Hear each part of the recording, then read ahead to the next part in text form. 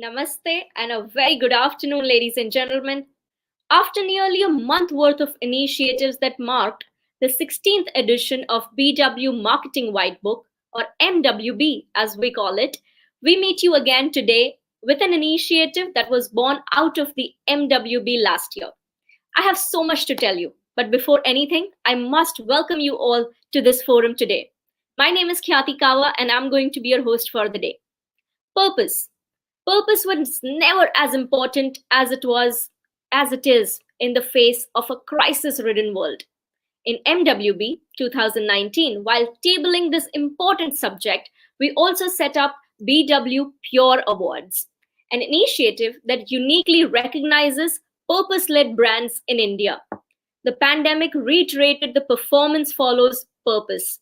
In the second year of the BW PuRe Awards, given the unique business environment and demands, BW Business World is recognizing companies that not only were talking and walking the purpose language in their actions and communications, but also outperformed in their respective sectors, showing resilience in the tough year.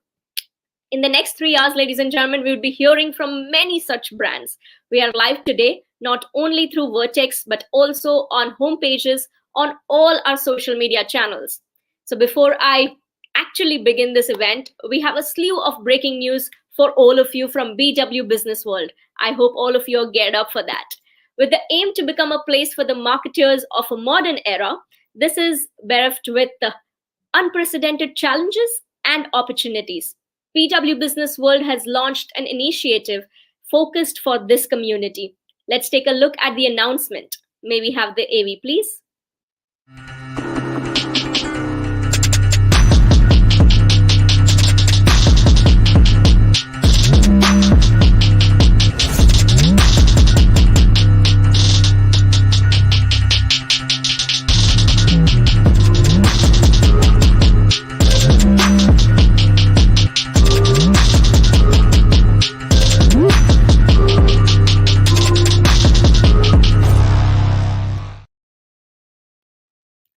Yes, ladies and gentlemen, BW Marketing World is officially born today, and all key initiatives of the BW Business World Group, inclusive of the 16-year-old BW Marketing World and the BW PuRe Awards, among other video IPs, is already part of this brand.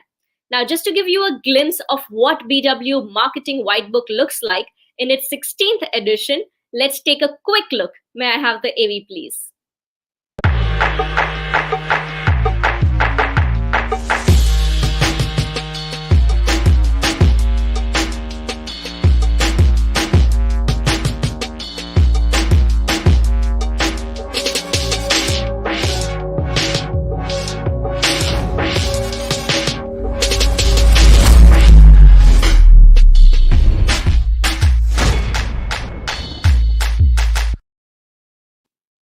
So there it is. Ladies and gentlemen, how can any initiative happen without the right partners, right? It is my extreme pleasure to thank our partners who have made today this event possible. Our presenting partner, ABP News, Aapko Rakhe Aage. Let's hear a few words from ABP.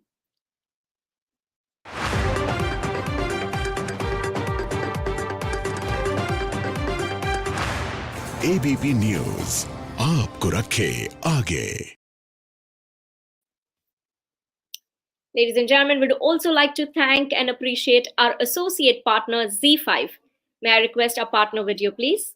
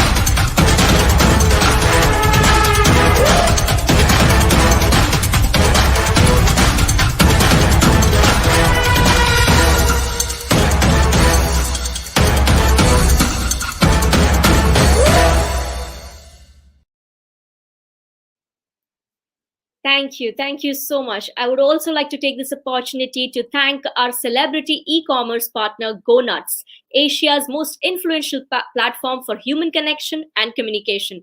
Our digital media partner, Avatar Digital, iAvatarZ Digital, and of course, our technology partner, Almond Vertex. Now, I do believe with this, all is in order and it is nearly time as well. To kick off the day, I would like to request on screen we have with us Randstad India, represented by none other than its very dynamic managing director and CEO, Paul Dupuis. May I please welcome Paul on the screen. A very warm welcome to you.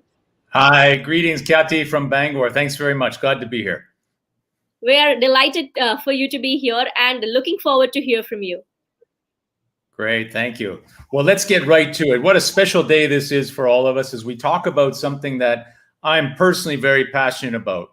It's about purpose and resilience. And this year has been an amazing example of the importance of both of those. So I'd like to share a little bit of background on our journey as well. And I'm just going to bring up my screen. Give me one moment. All right, good.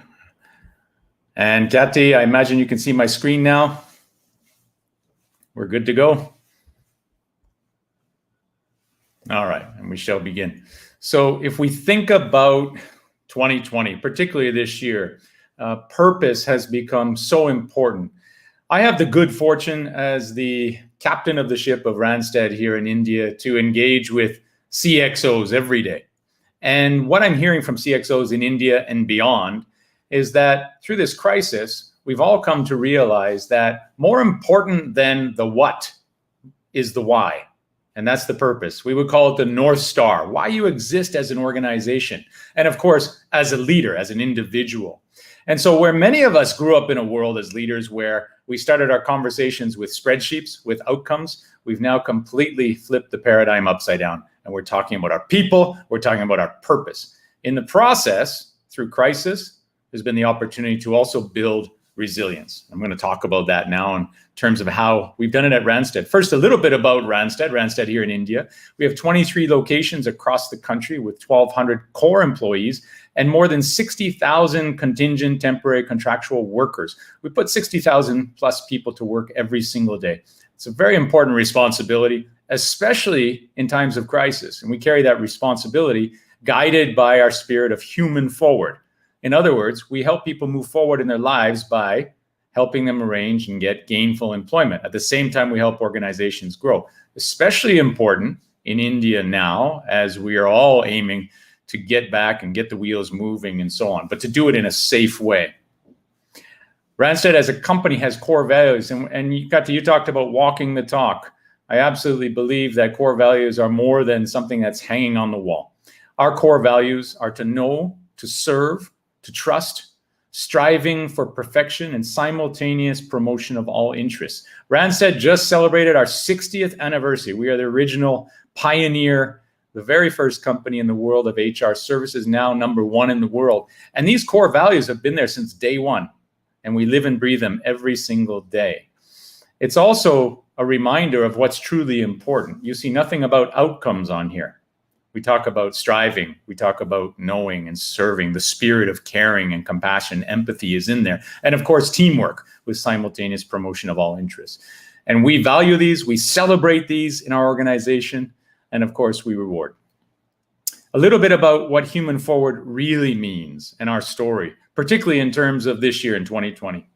Well, we all experienced something back in March. And I remember I got off the plane from Delhi. Every week I was traveling somewhere in India. And I had just returned from Delhi to Bangor. I was in Bangor airport. And I actually had bumped into, on the same flight from Delhi to Bangor, a fellow CXO who I know very well here, a well-known company.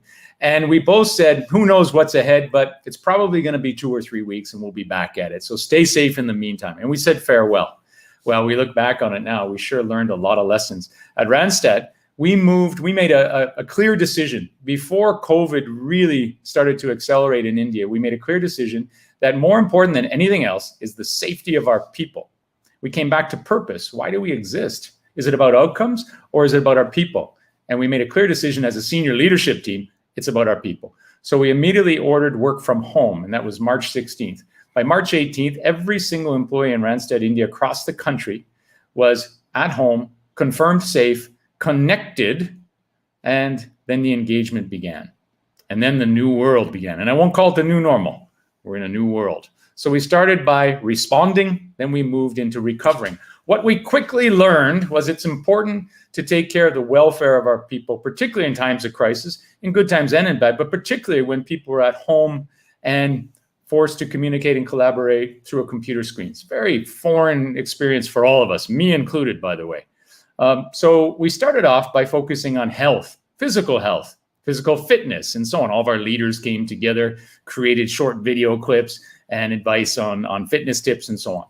And then we moved into being kind to your mind, because we also quickly realized that we're in a marathon, not a sprint. And we could see that this was going to go on for some time.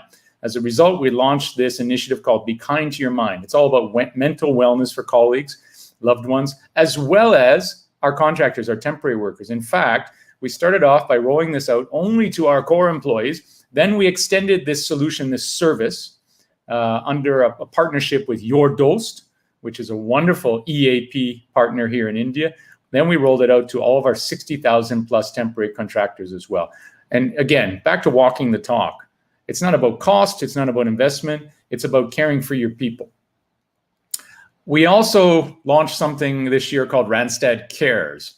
You know, when we went into lockdown, we went into work from remote, work from home, we realized that our customers, our clients, and we have more than 2,500 active clients in India, we knew that they were struggling as well. So we reached out to talk about how we could support. And that was really welcomed by our clients. We weren't there to talk about business. They're our partners. We wanted to talk about how we could support and also how we could learn together. And these were valuable interactions. I spoke to more than 500 CXOs in a very brief period of time and learned a lot. And then we came together to support. We also have something we launched called Randstad with Heart.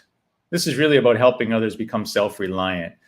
We involved now in supporting the World Bicycle Relief. If you know anything about our headquarters, which is located in Amsterdam in the Netherlands, you'll know that bicycles are a big part of life.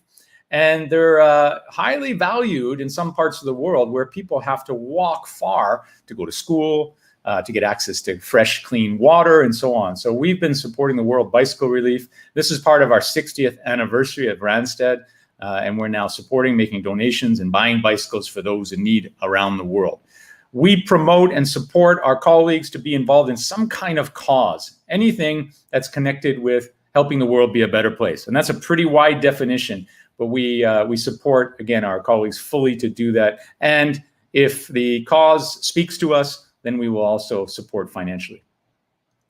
Personally, one of my causes, if I talk about Randstad with Heart, is hockey in the Himalayas. Many who are watching today may not know that in Ladakh, the #1 sport is ice hockey in the winter.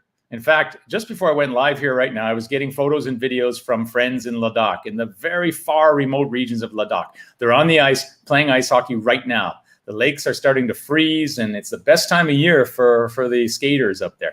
So I've been traveling there every year with colleagues from Randstad as part of Randstad with Heart, as part of Human Forward, volunteering, coaching ice hockey. As a Canadian, I'm an avid ice hockey player. Also gathering ice hockey equipment from around the world to donate. We've donated well over 2,000 pieces of ice hockey equipment gathered from around the world, and we welcome folks around the world to come.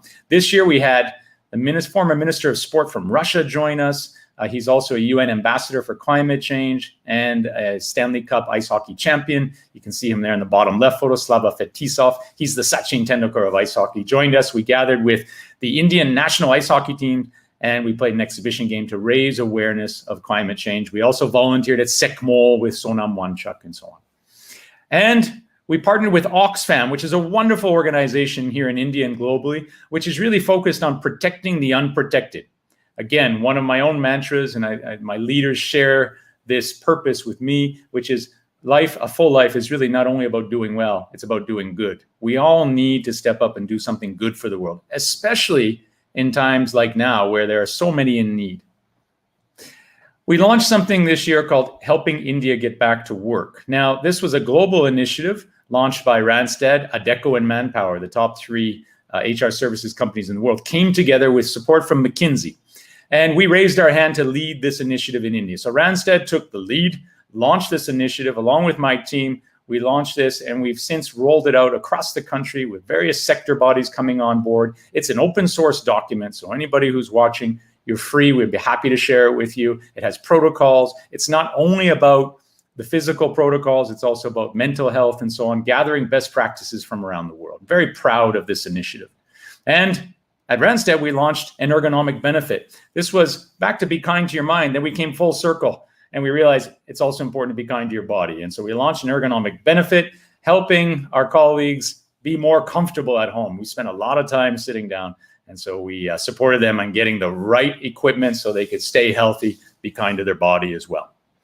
And another proud moment for us, of course, was getting Great Place to Work certified. This is a real team effort, a real special moment for us as well. It's a reaffirmation that the things that we're doing, sticking to our purpose, being focused on what we stand for, walking the talk, not just having core values on the wall, but living and breathing them every day and celebrating the people that also walk the talk. That's a testimonial, and Great Place to Work was a nice reaffirmation of that. We also got ISO certified to also support our commitment to quality. I want to talk now finally about resilience. You know, resilience is not built in good times. Resilience, also called grit, is built through challenges. And there's a wonderful Japanese proverb. I lived in Japan for 25 years before I moved here to India. There's a Japanese proverb which directly translated says, as the rain falls, the roots grow stronger. I think that we've all become stronger in the process this year. There's been tragedy along the way. At the same time, we've all been forced to rethink what's really important. And certainly as a leader and my leadership team at Randstad India, we've all come right back to our core values, to our principles, to our purpose, to our North Star. And that's what's kept us strong throughout this crisis and will continue to keep us strong in the days and the weeks and the months ahead. The good news is that we're starting to see some positive indications that we're going to get through this. One thing we do know, though, every crisis eventually comes to an end. It's a marathon. It's not a sprint. The muscles that we've built during this year will carry us forward for many years to come. I'll stop here, Kathy, and hand it back over to you.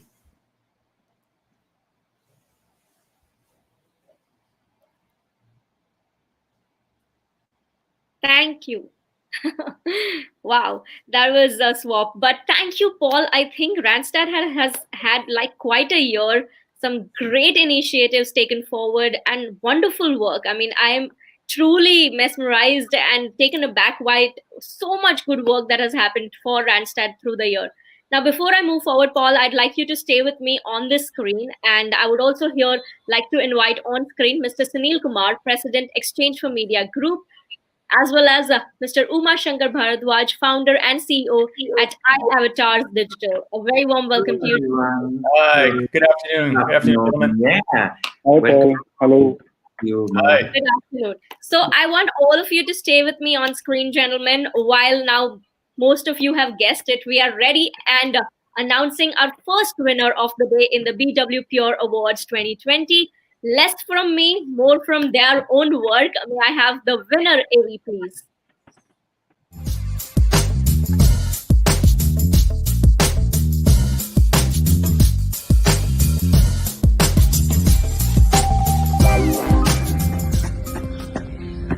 Welcome to the Monday Mantra. Today I want to talk to you about something that is especially important right now as we continue to navigate through this crisis. It's something called compassion. We often talk about empathy. And actually, when you look at the definition of empathy, empathy is a response. It's an emotional response to someone who needs help. But compassion is actually all about action. So let's all find a way to help the person who needs help right now. And there are lots of those around us in our lives. Let's show compassion.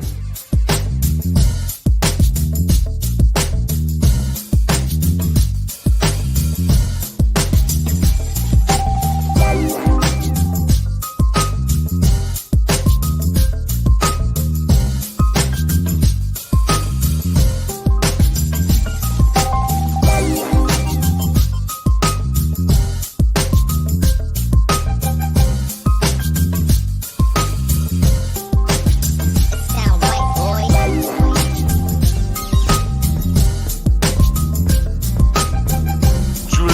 Ladakh here with hockey in the Himalayas and the last game. In fact, the big group arrives today along with Slava Fetisov and the whole crew. We're very excited. 1, 2, 3.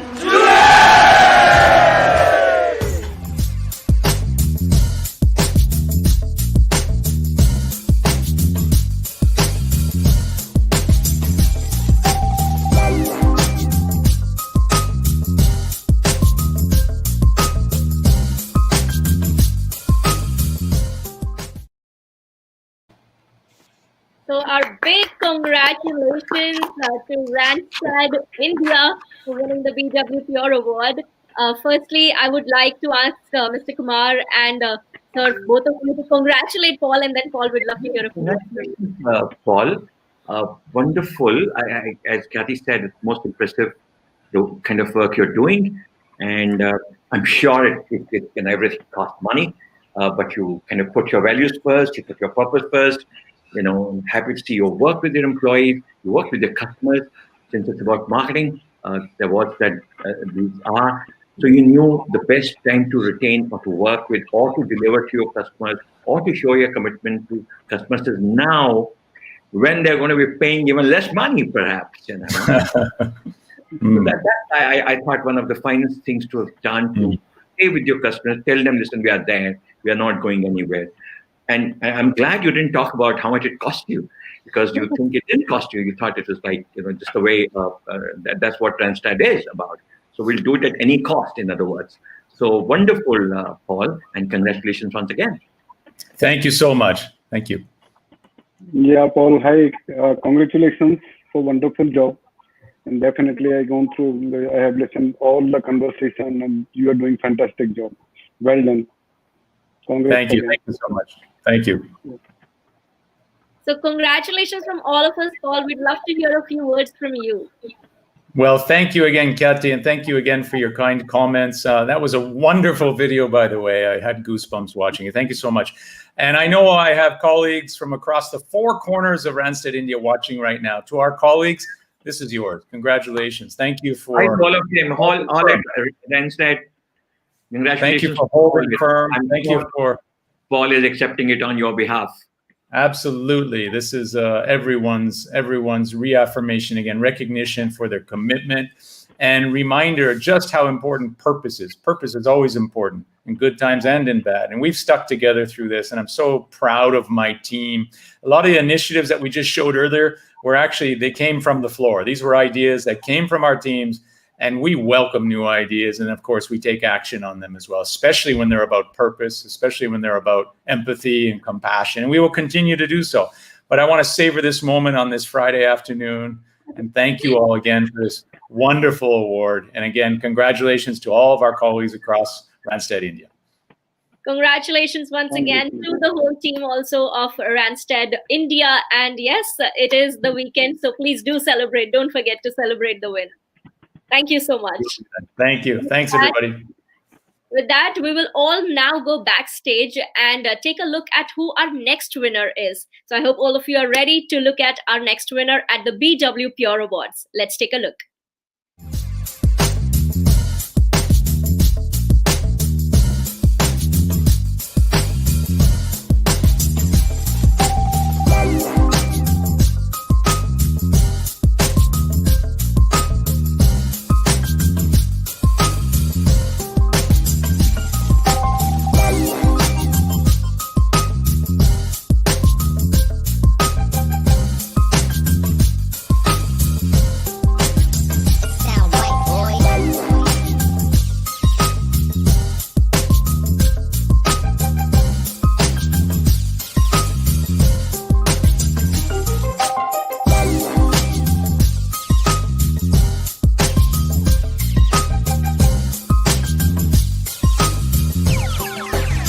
Sound right, boys.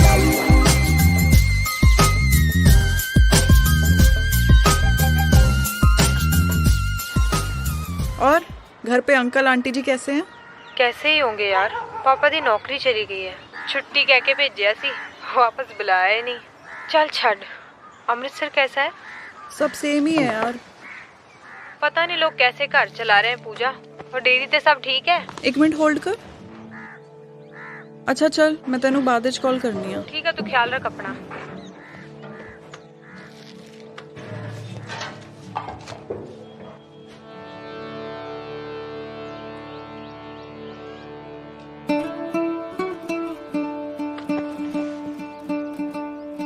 Puja milk centre को workers की जरूरत है। अगर आप किसी को जानते हैं जिसकी हाल ही में नौकरी गई हो तो हमसे मिलने जरूर भेजें। दीदी 1 मिनट आना। की होया? यहाँ की है, कहाँ जरूरत है हमें वर्कर्स की? 3 ही नहीं संभल रहे हैं पहले। पापा की कहते सी बब्बू भूल गया? कुछ ऐसा बड़ा काम करो कि दुकान छोटी पै जाए। अरे दीदी, लेकिन उनका मतलब कस्टमर से था। तू खोया खा। उस्ताद जी, खोया बढ़िया बना है। थैंक यू दीदी। हाँ जी, पहले क्या काम करते थे? जी मैं बिजली का काम करता था। जी मैं प्लम्बर। आप दोनों साथ हो? नहीं जी मैं कारपेंटर। ये मिल्क सेंटर है, रोज सवेरे 3 बजे आना। जी दीदी। ठीक है, आ जाओ। छोटू, इनको ऊपर लेके जा। हाँ जी, आप? दीदी वो नौकरी के बारे में पढ़ा था। आ जाओ जी, आ जाओ। 3 बजे। हाँ चलो भाई ऊपर चलो। उस्ताद जी, ये सब आपके हवाले। लेकिन दीदी यहाँ इतने आदमी करेंगे क्या? वो करा लेंगे कुछ। ओ दीदी। हाँ जी भैया, क्या चाहिए? क्या चाहिए? ओए तू कौन है? जी मैं टिड्डा, न्यू मैनेजर। आप कौन? मैं कौन? दस तेनू। पाजी 1 मिनट। कौन हो आप लोग? क्या हुआ तेरे को? आप क्या काम करते थे? जी मैं टेलरिंग का काम करता था। अच्छा टेलर बाजी, आप किसी ड्राइवर मैकेनिक को भी जानते हो? जी नहीं, मैं कह रहा उनको भी ले आना। ताजी 1 मोर।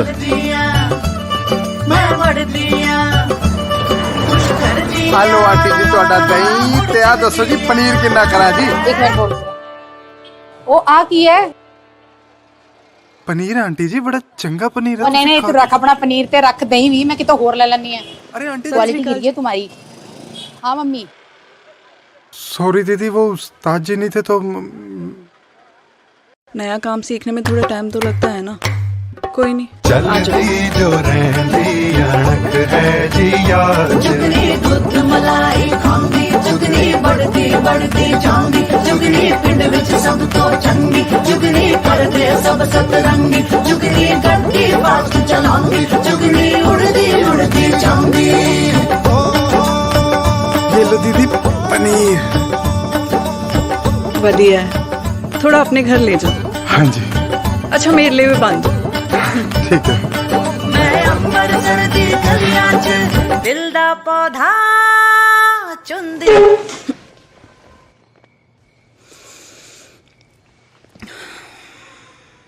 फौज क्यों इकट्ठी करी इतनी, जब खुद ही लड़नी है जंग?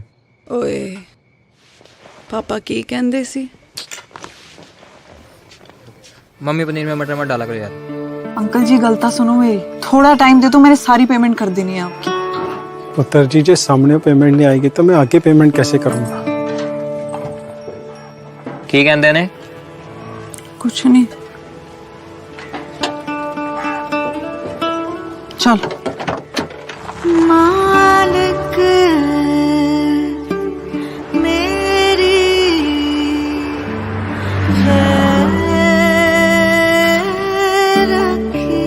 पाजी वो दीदी की गाड़ी नहीं दिखाई। और निकल गई तुम्हारी तनख्वाह में, बुला जा गड्डी।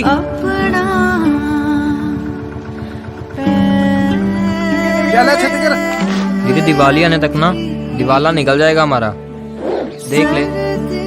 एक्स्ट्रा लोगों को निकालना होगा यार। वो इनकी भी तो दिवाली है यार।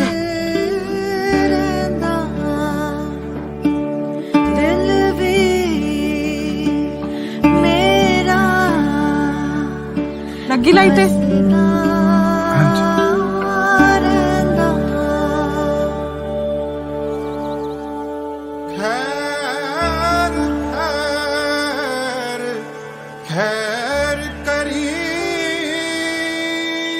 आजा बब्बू, स्माइल कर दे बेबी। चलो ना यार।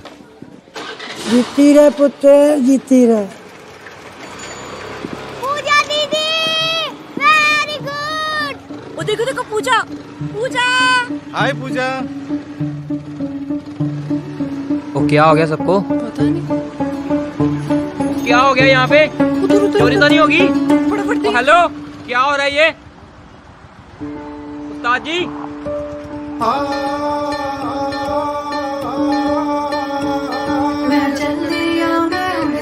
एक एक लाइन में एक एक करके आइए भाई साहब।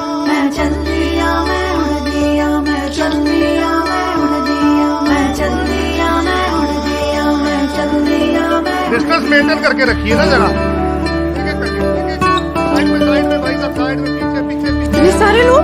दीदी, वो आप हमारी फेसबुक फ्रेंड नहीं है ना, इसलिए शायद आपको पता नहीं लगा। आया जी आया। ये है पूजा मिल्क सेंटर, गुरु बाजार में एक छोटी जी दुकान। इसको चलाती भी एक छोटी जी लड़की है, फिर भी हम सब उनको दीदी कहते हैं। जानते हो क्यों? क्योंकि जब सारी दुनिया लोगों को नौकरी से निकाल रही थी तो उन्होंने हमको नौकरी दी। दुकान में इतने बंदों की जरूरत नहीं थी, फिर भी उन्होंने हमको काम दिया।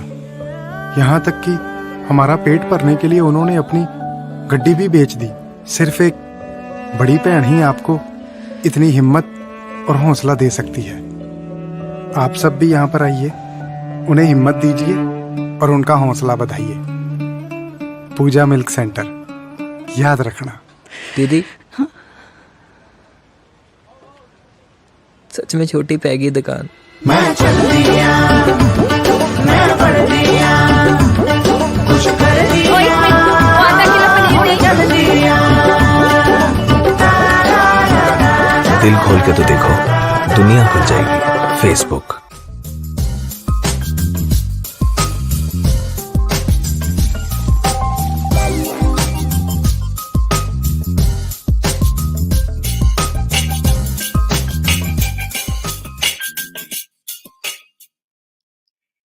Well, if you are teary-eyed, then you're not alone. It is all of us. What a beautiful way of bringing the community together. The power of community, power of India. We can really be Atmanirbhar when we bring our collective might, isn't it? Now, I would like to invite on screen Ms. Noor Fatima Warsia, the Group Editorial Director of BW Business World and the custodian of BW PuRe Awards, to please join me on screen. As we just saw, Facebook India wins a BW PuRe Award 2020.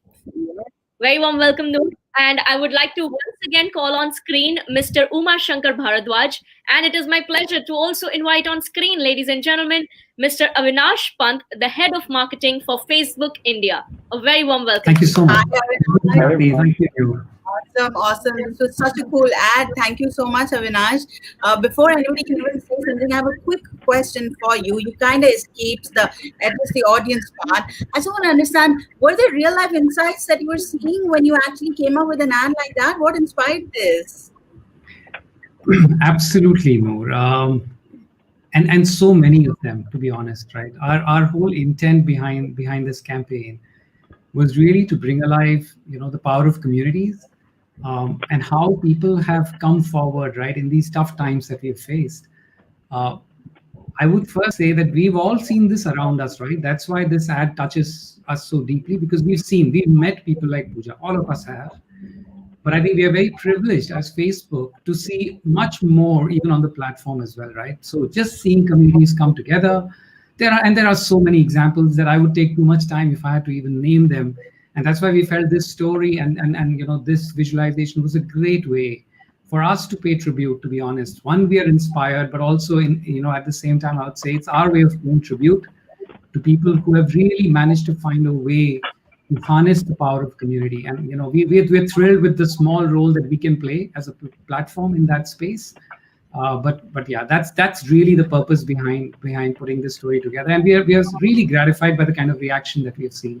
Yes, I saw quite a bit. I'm quite done here. Kathy, I think it's your thing right now, getting our lovely felicitators involved. Yes, absolutely. Mr. Kumar, would you like to say a few words to our winner, Facebook India? Well, who am I to say anything except congratulate Avinash for the wonderful work they've done. To me, it's not new. I know Facebook supports small businesses the world over in countries across, so I'm sure it must have come easy to them when it came to the crisis because you knew how to deal with them. You taught them how to use media. There were people who had never thought of using any media. That's the kind of people they reach out to, right, all across the world. And why I'm emphasizing that is there are small societies, there are small communities where you talk only in a language that they understand. Here we are in India, it was Punjabi and Hindi mix, but imagine people in a small country like a small country in Africa, and you have Facebook where people can talk to their community, a language that Facebook doesn't understand, but Facebook does understand the language of local trade, people working together, money remaining in the system and not going out, right? Which is a fantastic job, I'm aware. So it's so well deserved. And, the purpose that they set for themselves several years ago, they lived up to it when these difficult times came, and they didn't they didn't have to think very much about what they had to do in such a situation. So, Avinash, congratulations once again. Wonderful. Thank you so much, Sunil. Those are very kind words. I mean, and since you mentioned it, I have to say, right, absolutely, for us, small businesses are at the very heart of what we do, right? This is just one visualization from a campaign lens, but absolutely as a company, as an entire team, we've tried to do everything we can to make that process easier, to help them on the journey of digitization. And again, I think we just play a small role. I feel that there's such incredible ingenuity and entrepreneurial spirit in India. And I think we've seen that come alive over the last few months. Absolutely. Mr. Umashankar, would you like to give your congratulatory message to Mr. Pant? Yeah, definitely, Avinash. Congratulations for fantastic job. And I have seen this ad before, and I think 10, 15 times I have seen this ad. And every time I see this ad, it touches my heart, always. This is fantastic. And congratulations for this work.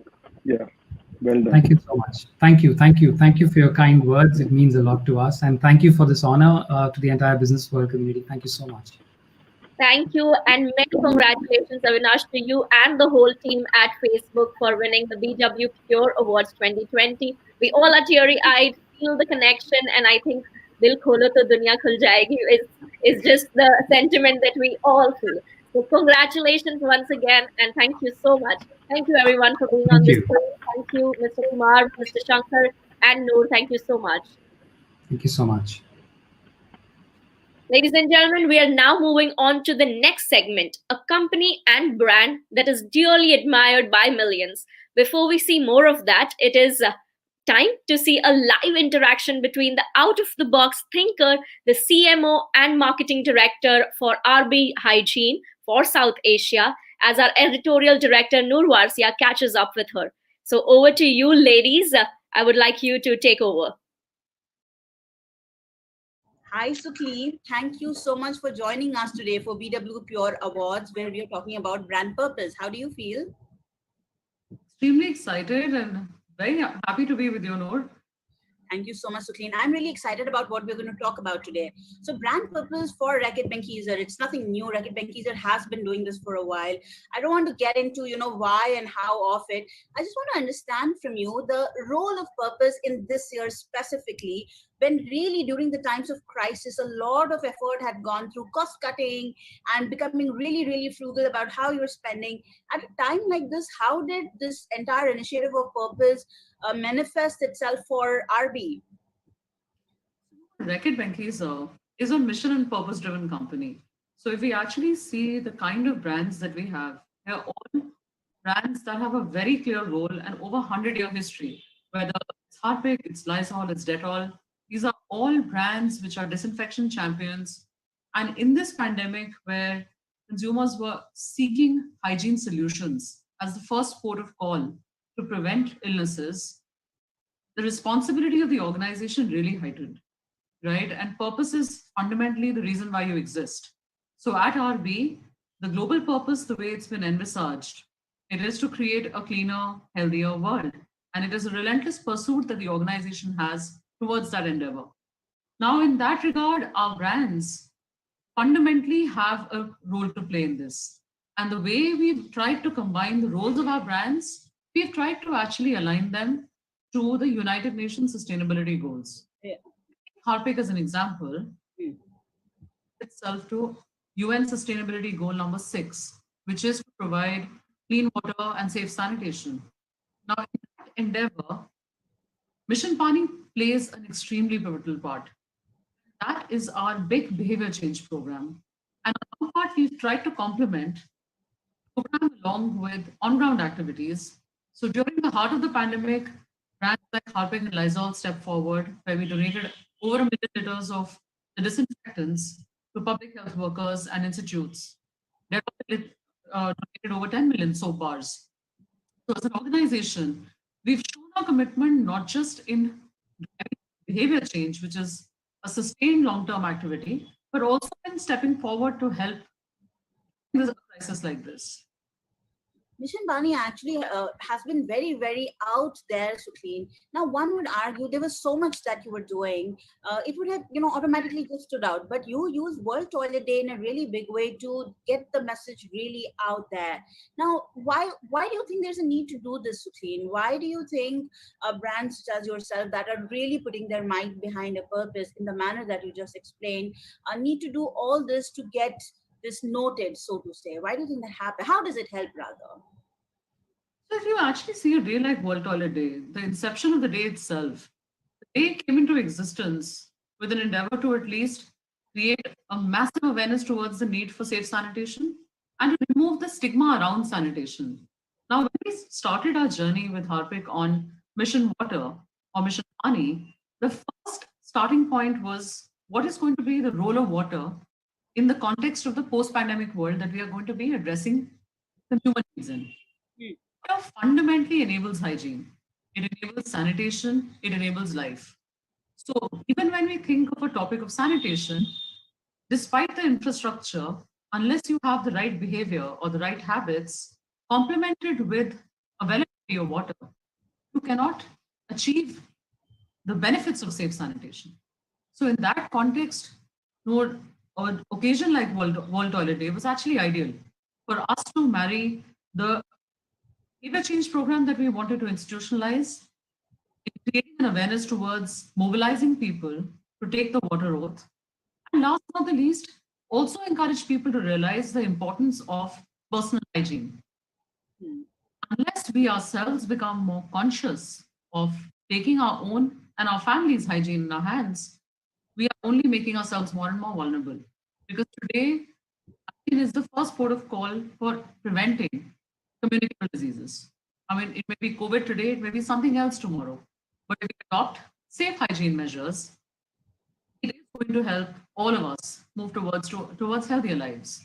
Absolutely. Absolutely. How do you measure it back, though, Sukhleen? When you do all of these things, how does it get connected back to performance, for example?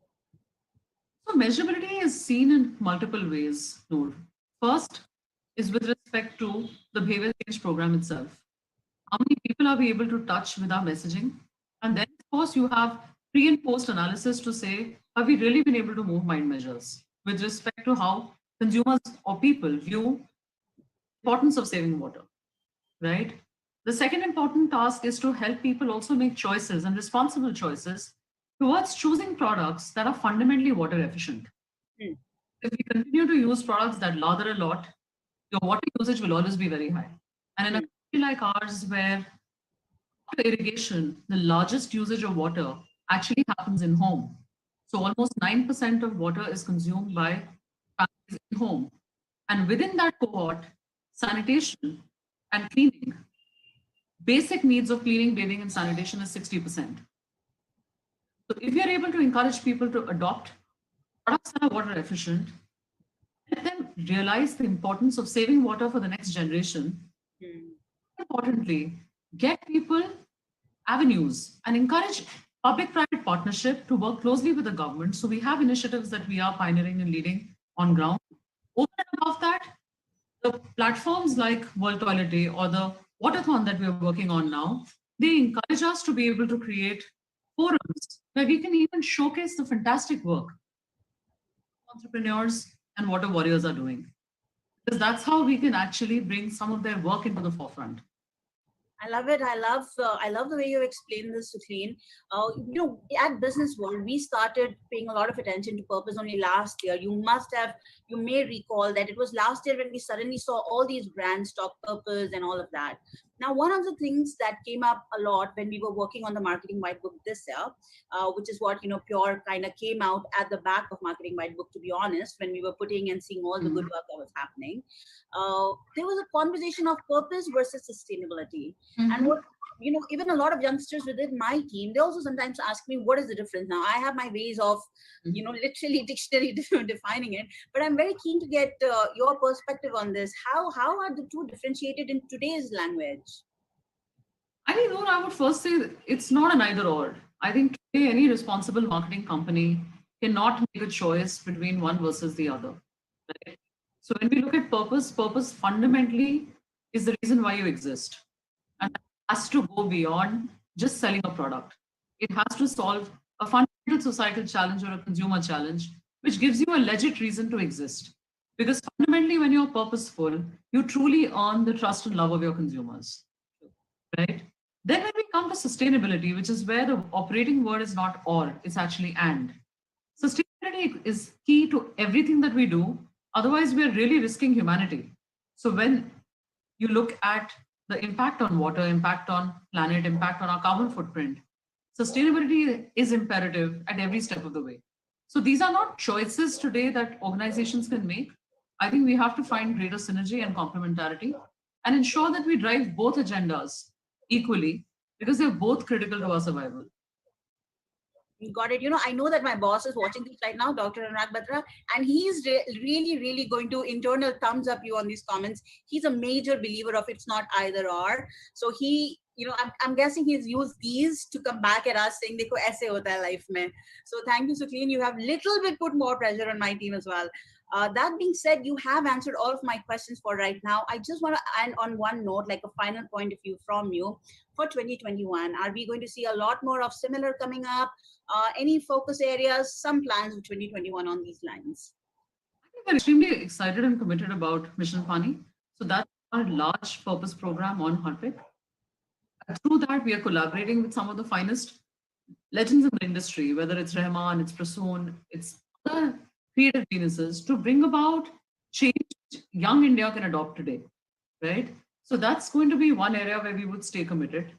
Then through the year, you're actually going to see many exciting activities, which would be aimed towards creating a movement that encourages people to celebrate Water Saving Day every day. Because if all of us start to take one small step, collectively, it's going to make a huge difference. And that's where I think that's the part that makes all our jobs very exciting, because you do know you're doing something which is beyond just selling products. That's true, making a difference. I love it. I cannot let you go just yet. Just stay with us. We have something that we want our audiences to see before we actually call it wraps on this.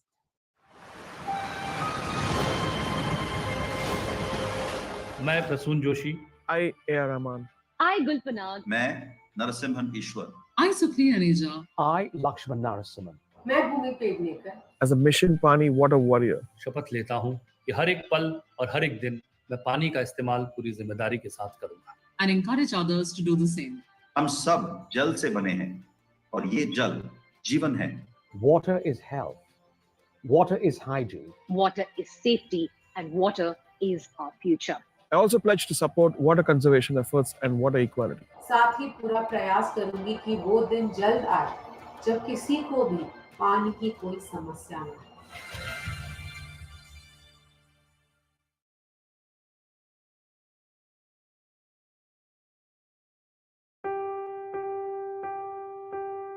सोचो तो क्यों है आज सहम सहम पानी, ये चुपचाप पानी क्यों? चलो बदल दे ये कहानी कहानी, बचा ले निशानी हम. पूछेगी धरती तब कहाँ थे तुम, नदी रो रही थी तब कहाँ थे तुम. स्वच्छता और पानी हमको बचानी है ये जिंदगानी।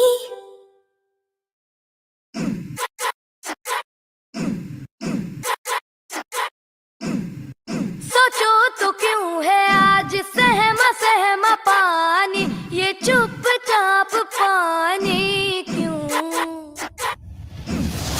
चलो बदल दे ये कहानी कहानी, बचा ले निशानी हम। पूछेगी धरती तब कहाँ थे तुम, नदी रो रही थी तब कहाँ थे तुम। स्वच्छता और पानी, हमको बचानी है ये जिंदगानी। है कब से नाराज गुस्सा गुस्सा पानी, ये क्यों उदास पानी क्यों। चलो बदल दे ये कहानी कहानी, बचा ले निशानी हम। पूछेगी धरती तब कहाँ थे तुम, नदी रो रही थी तब कहाँ थे तुम। स्वच्छता और पानी, हमको बचानी है ये जिंदगानी। Drip, drop, drip, drip, drop, drip, drop, drippity drop, drip, drop, drip, drip, drop, drip, drop, drippity drop। चलो बचा ले ये धरोहर पुरानी, ये तेरा मेरा पानी। चल drop, drippity drop। चलो बदल दे ये कहानी कहानी, बचा ले निशानी। Drip, drop, drippity drop। पूछेगी धरती तब कहाँ थे तुम, नदी रो रही थी तब कहाँ थे तुम। स्वच्छता और पानी,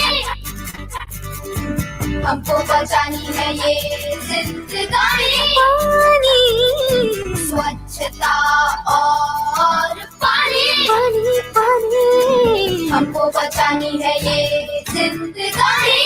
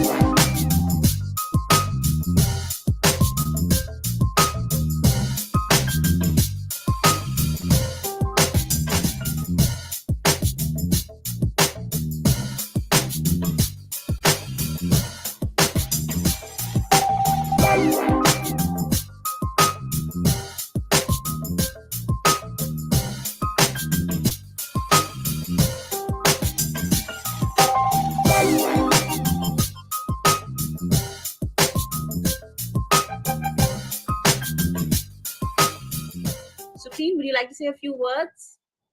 Thank you so much, Noor. First, a big thanks to Business World and the PuRe team for honoring us. It's our very first year with Mission Pani. And I think we're taking the baby steps. The endeavor is very large. And we as an organization and with Harpic as a brand at the forefront of it are extremely committed to making a real difference in the space of conserving water and improving hygiene and sanitation. So I'm extremely humbled and I on behalf of the entire team of Reckitt, Benckiser, and our partners, Network 18, who worked relentlessly with us, along with our agency partners, McCann, who've all come together to make a real difference. Awesome. It's a very well-deserved award, Sukhleen. We saw you do a lot of activity towards it, and all the best for you for 2021 as well. When I'm guessing we will see some more interesting and actually attention-seeking work that will happen under this initiative of yours. Absolutely, inshallah, Noor. We're all extremely excited, and I'm really hoping that we're going to be able to make a real difference. All right. Thank you so much, Sukhleen.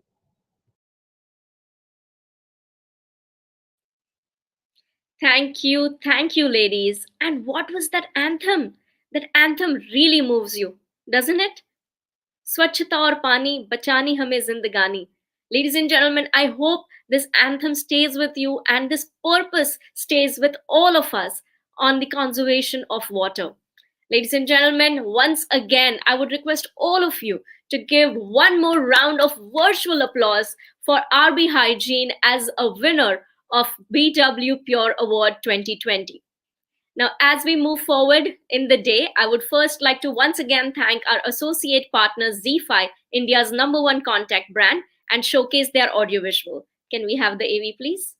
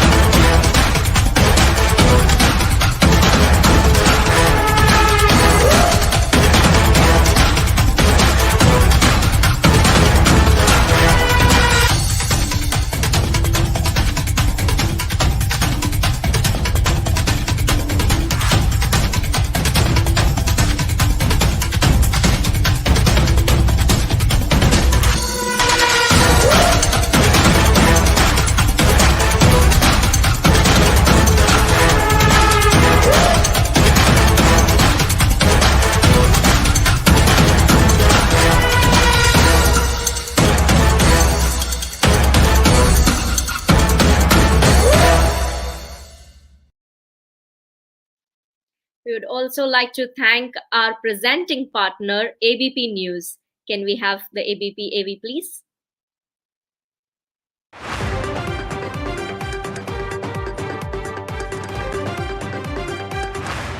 ABP News, आपको रखे आगे. Ladies and gentlemen, now as we move forward in the day, it is now my pleasure to invite on screen the Vice President of Marketing for Dabur India, Mr. Rajeev John. So hello, Mr. John, a very warm welcome to you. Can we have Mr. John on screen? And can I also invite Noor to be back on the screen with me, please?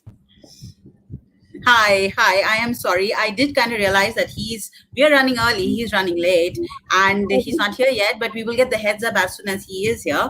I thought in the meanwhile, Khyati, since it's the birth of Marketing World, how about we show our audience one more look at both Marketing World and the 16th edition of Marketing White Book. What's it? That sounds lovely. Why not? Let's give a recap to our audiences for this newborn baby, which is BW Marketing. Can we have the AV, please?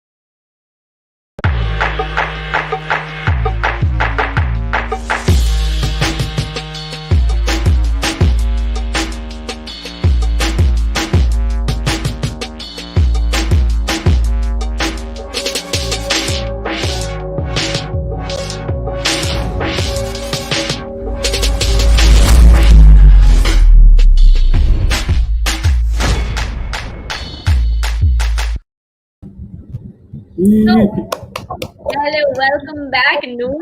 Noor, I actually was curious myself, being the host. I really want to know what was the reason behind creating BW PuRe Awards.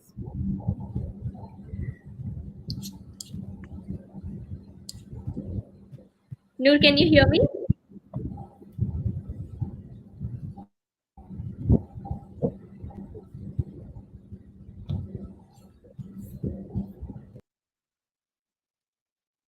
All right. Ladies and gentlemen, without further ado, we will speak to Noor in a short while and tell you what was the reason, what was the feeling behind starting BW PuRe Awards. But right now, I have the pleasure of once again inviting the Vice President of Marketing for Dabur India, Mr. Rajeev John. So I'd like to welcome him on the screen. A very warm welcome to you, Mr. John. And I'm going to leave the screen to you. Welcome. Good evening. Good evening. Sir, so I'm going to leave the screen and the stage, the virtual stage is all yours. We'd love to hear a few words from you. Yeah, sure. I don't have a formal presentation in place, but what I can tell you, given the context of these awards, is how Dabur has been, driven by the purpose that our entire motto and our vision as an organization is to be dedicated to the health and well-being of families and households across the world. So I think somewhere the COVID context and the fact that we have been in the healthcare industry for more than 135 years now, and we are probably one of the oldest Indian-bred and Indian-born FMCG companies, I think gave us a very, very good platform to be able to adjust ourselves and repurpose ourselves to the to following our motto even better. So I think I don't have I don't think I need to give an introduction to Dabur as an organization to this audience. You know that we operate across a plethora of categories, be it health, be it hygiene, be it personal care, home care, and classical Ayurveda. And we have a history spanning 135 years.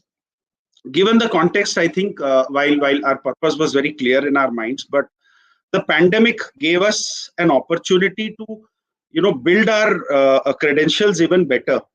And for a change, while all organizations work towards profit and to increase shareholder value, I think we were able to repurpose ourselves beyond just profits and beyond just increasing the shareholder value, and try and become a far bigger organization in terms of the way we approach the entire COVID. So I'll just quickly take you through the journey. I mean, within a week of the pandemic starting off, we regrouped as an organization, of course, from our homes. We were probably one of the first organizations to start up our factories and start our entire sales of front-end sales operations, obviously with all due approvals from the authorities. And I must say that, in times of COVID, we did get a lot of cooperation from various authorities, whether it was the regulatory bodies or it was the police personnel or it was hospitals. So with their help, we were able to start up very quickly, and we realized there were a lot of health and hygiene products that we could launch using our existing facilities.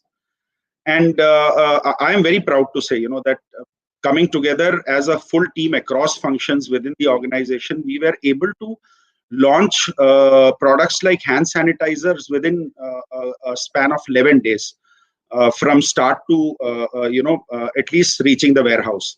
Probably reaching the market took another few days, but I think that was the fastest turnaround that I have ever seen for a new product, even in my career. So that was just a beginning. And over a period of 3.5 months, we launched 40 new products.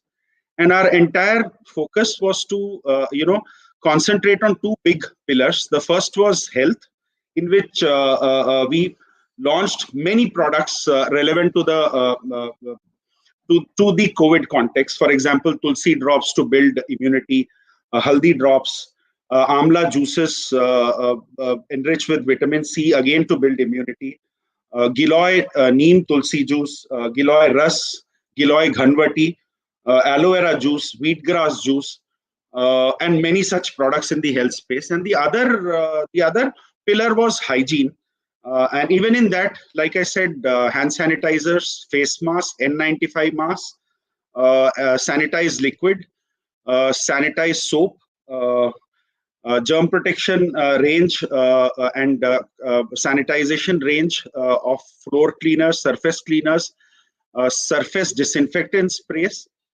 And we were also one of the first to launch an air sanitizer, which as a category did not exist in India. So while there were other players launching similar products, but we are probably even now the first and the only air sanitizer which can kill germs. So the point I'm trying to make is coming together as an organization, defining a very clear purpose that we will provide as much of support as possible in terms of our expertise, which is making products through innovation and providing and doing the entire turnaround as quickly as possible, and reach the market so that the consumers have access to these products and they stay protected. One of the challenges obviously we faced was the markets were not open. We didn't have access to transportation.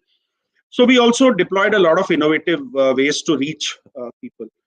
Our entire Ayurvedic healthcare team started doing RW activations and carrying the products themselves to societies and directly explaining the benefits of the products and allowing consumers to buy it on site. In addition, we tied up with many of these food aggregators like Swiggy, Zomato, and we were listed on their menus as well and on their service lists. We reached out into villages through rural vans where we knew that access was a big difficult even for the consumer. So multiple approaches to ensure that we are able to service the consumer need instantly and as quickly as possible. The other was to even reach the retail outlet. There were obviously many logistical issues at that point of time. So with a very clear approach, we started off a retailer app. We allowed retailers to order their products through WhatsApp. We also set up a call center so that we were able to supply, take orders and directly over phone without the salesman having to visit the retailers, and ensured that the supplies happen during the post-lockdown hours. So I think the broad point that I'm trying to make is, as an organization, there are times, and obviously pandemic was one which allows you to, reassess yourself completely and see yourself in a new light. And I think we have also been on a discovery of ourselves as an organization that, the kind of resilience we have, the kind of purpose we have, and the fact that, we have such wonderful employees who, whether in factories or in sales or in logistics, across other functions, coming together so quickly to understand the fact that there is a broader play here, and there is a way that we can gratify the consumer needs, which are so important and life-saving at this point of time. So I think that's broadly what I wanted to put forward in terms of how we build this purpose behind brand Dabur once again. And we hope to continue this route of innovations. We continue to see ways and means of improving consumers' life, both in the personal care and the healthcare space, in whatever way possible, so that they stay protected. That broadly is the message that I had to give.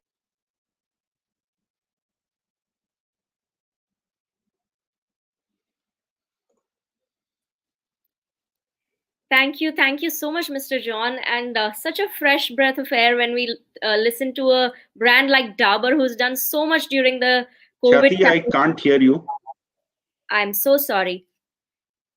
Can you hear me now, Mr. John? I would like to welcome here Noor to join me on screen. Noor Hi, had a couple of... Hi, Noor. Welcome. Mr. John, can you hear us now?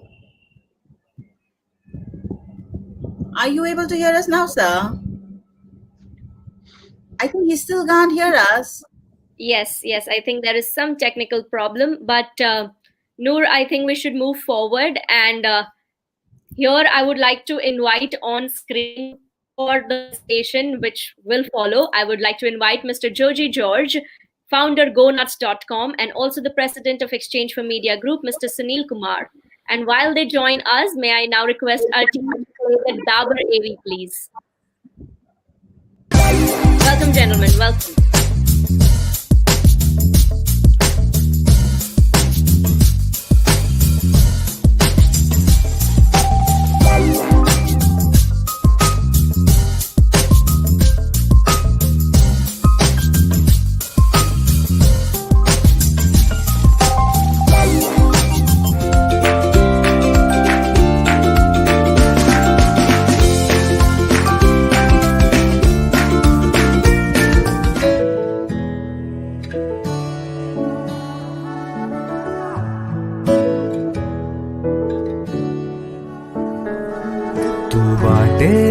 आशाएं लाखों में, तुझसे जगती उम्मीदें आंखों में, तू है तो नामुमकिन भी आसान लगता है, तू हाथ जो थामे तो भरोसा जगता है, इस जंग की तू जीत का कलाम है, तू है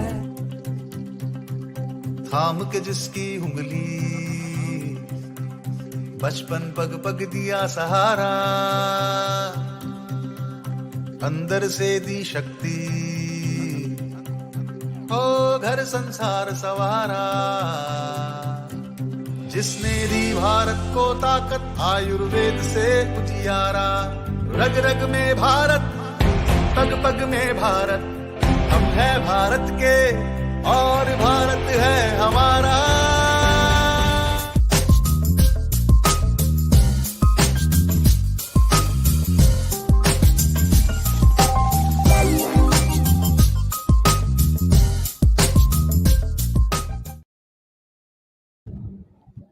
So congratulations firstly to Dabur and Mr. John here. I would like I hope he can hear us now. Mr. John, can you hear us? Yeah, you're audible. Absolutely loud and clear. Thank God. We actually had some questions for you also, but I just want to also join Shati in welcoming Joji over here. Hi, Joji. Hello. Hi. It's a pleasure to be here, and Mr. John and the entire Dabur team. A warm congratulations, not only from the team GoNuts. We're very, very proud to follow you and follow your marketing plans and your aspirations of being a purposeful brand, and that's something that we aspire to be as well. Yes, absolutely. And that is why the PuRe Award, it makes perfect sense. I did have a question, and we do have you for 10 minutes. And now that you can finally hear us, is it all right, everybody, if I threw a question at him? Why everyone? All right, perfect. I'm being nice. Mr. John, you kind of mentioned it when we were talking about it, but actually for people like us, it was really surprising that the products and variants, and I think it was more than 50 products and variants that Dabur launched within a very short window after the COVID pandemic took over, and this very significantly contributed to your growth numbers. I wanted to understand from ideation to implementation, what really went in between? How did you get it? How did you have to turn around this fast? Well, I'll be honest. On the 23rd of March, we didn't obviously have this path, charted so clearly. But we realized we had to grow into a huddle and decide what to do. Obviously, the first reaction is being human beings, is fight or flight. So flight seems to be the first one where, people said, let's shut down operations. How do we reach retailers? There's so much of risk. And at that point of time, honestly, our understanding of this pandemic was at such an immature stage, so it took us 2-3 days, honestly, to reach some sort of a consensus. But one thing was very clear. And as you know, we have a new leadership within Dabur across many levels, including our CEO, Mr. Mohit Malhotra. So I think he also drives a huge sense of purpose into all of us. So we regrouped and we said there are challenges to doing business in a regular way, but can we genuinely, and look, we have the wherewithal at the back end to be the best healthcare company in the world. I mean, we have geared ourselves to do that for the last 135 years. So we said, what are the various aspects of health that we can immediately, address, given our current capabilities as manufacturers, as procurement experts in various fields. And obviously what came to mind was hand sanitizers. To be honest, that was the first project that showed us the way. And like I said, 13 days, the product was in our warehouses and was being shipped to all the distributors. I do not recall, the actual time is 11 days, but I'm saying 13 because it took some time to ship to the distributors. I think that one purpose, that one product innovation sort of, showed us the way that the turnaround time that a typical FMCG company takes, which could be 6 months, 1 year, 2 years. I've seen product launches happening in 3 years, new product launches. We realized, honestly, every myth could be busted if, if you decide on a purpose. And that showed us the way. And immediately then, storming and thinking, what else could we do? And that's how the slew of products that that you see. A lot of it was driven by the Ministry of Ayush because they were giving recommendations every day, and that was also giving us ideas in terms of how to quickly upscale whatever they were prescribing for improving immunity. And lastly, like I said, the coming together of teams. You understand resilience in the true sense, and only when you when the situation is a crisis, and that really helped get all our people together on board to. Oh, did we lose him, or is it just me? No, I think because of connection issue, we lost him there. Today is a bad connectivity day per se. Yes, it is. Yes, it is. Weekend. It's the weekend. And we can just blame it on the weekend.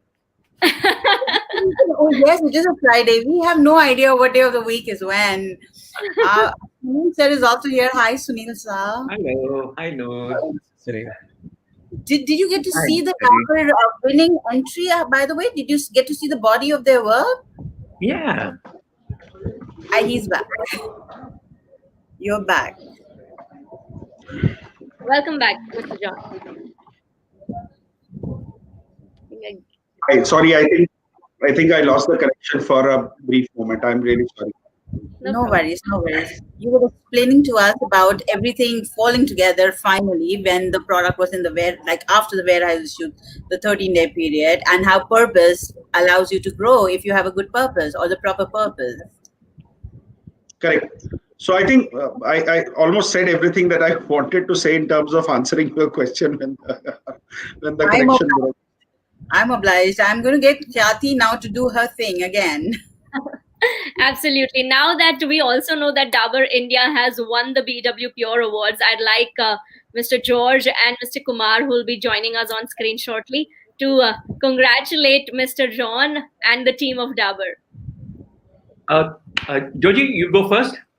Yes. Again, Mr. John, on behalf of Business World, and I think this is a very, very should I say, illustrious moment for you, because in spite of the COVID, in spite of all the challenges, you have come out both to show everybody a blazing trail as far as marketing and leadership is concerned, and building a purposeful and resilient brand. And on behalf of the entire team and all the people who are viewing this this event, I'd like to wish you and the team the heartiest congratulations, and we hope to see you many more times on platforms like this and awards like this. Thank you, Joji, and congratulations, Rajeev.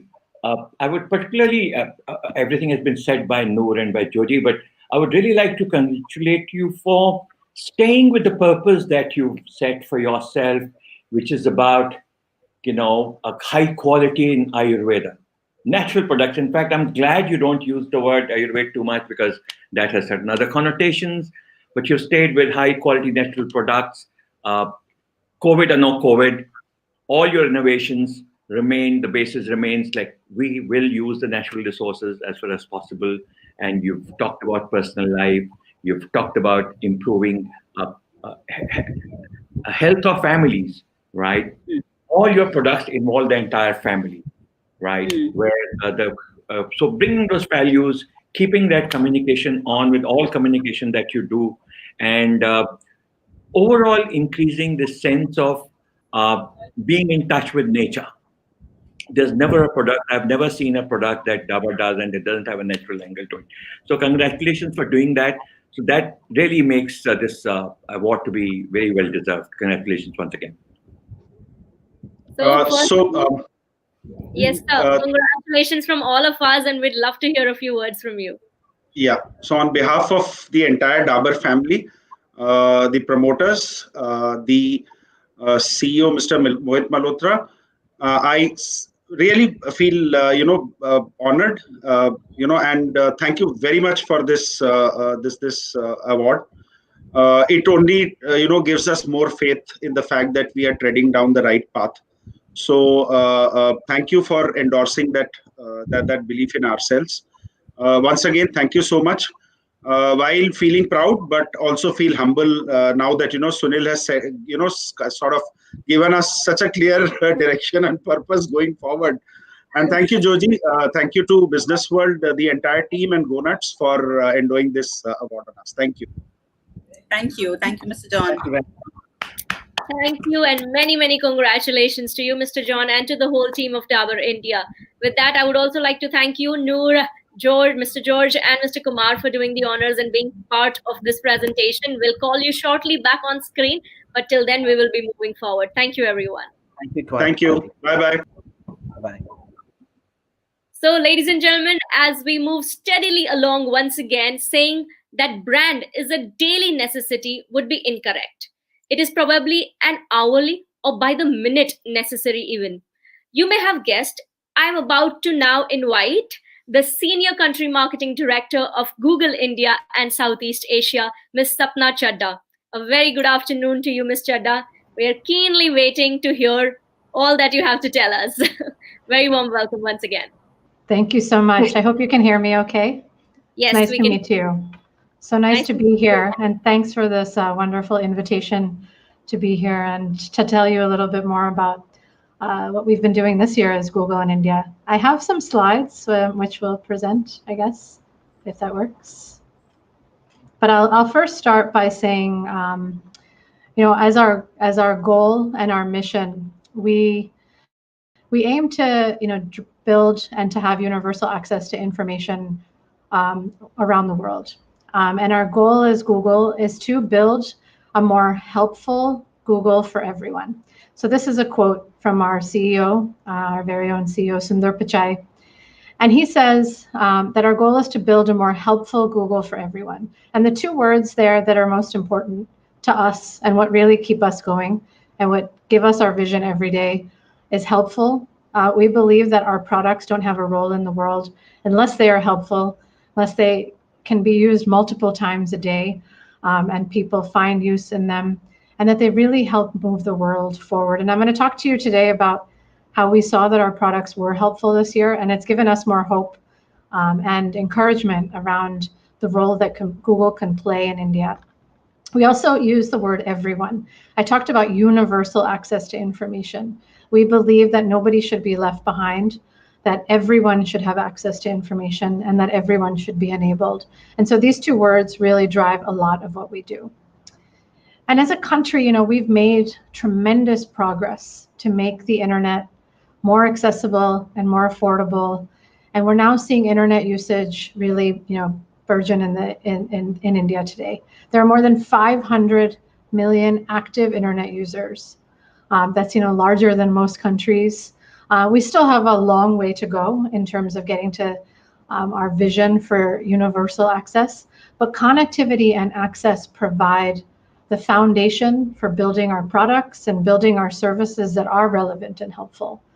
For building for India means that we need to get all of these things right. We need to get access to be available, and we need to have need to get smartphones in people's hands. We need to have the internet lit up for all of India, and we need to also see the benefits of that. The benefits of doing this is that we can power the digital economy. We can empower India's economy forward by enabling SMBs to leverage the power of digital, where we can support and accelerate many ecosystems that will thrive because of the power of what digital will do. And I think this year showed us, so much around what this means. What does powering economy mean when you think about technology? And so, every day at Google, we aim to make information accessible. I think many of you who are watching are familiar with many of our products. So I don't need to tell you too much about products like Google Search and Maps. But what we've seen is that in moments of crisis, our mission is even more critical to help keep people safe and to help keep people out of harm's way. And that's why we've been partnering for many years with those on the front lines of crises. And we've built technology that can help provide credible, actionable information and resources to help people and communities navigate crisis and events. So over the years, we've developed what we call SOS alerts, which are tools to let people know during and after an event where they can get help. It brings information across Map, Search, and other partners to help people in disaster scenarios. We also have something called public alerts, which serves as a type of online emergency broadcasting system. And it gathers data and pushes that emergency content to places where people are looking for it, Map, Search, and elsewhere. And we also have a tool called Person Finder, which has helped facilitate, when things go wrong, finding loved ones to help people keep up to date on the safety status of people they know and of loved ones as they're looking to find them. It was activated for this first time after some earthquakes years ago in 2010, and we've been using it across the world. So this gives you a sense that crisis is something we've been thinking about for years as Google. We hate when it happens, but we realize when a crisis does happen is we see a huge amount of volume come to Google because people are looking for answers. People are looking for answers to the questions that they have about what's happening in the world. And therefore, our duty is to help people during these times. And this year brought an unprecedented crisis. I think none of us were prepared to deal with the pandemic.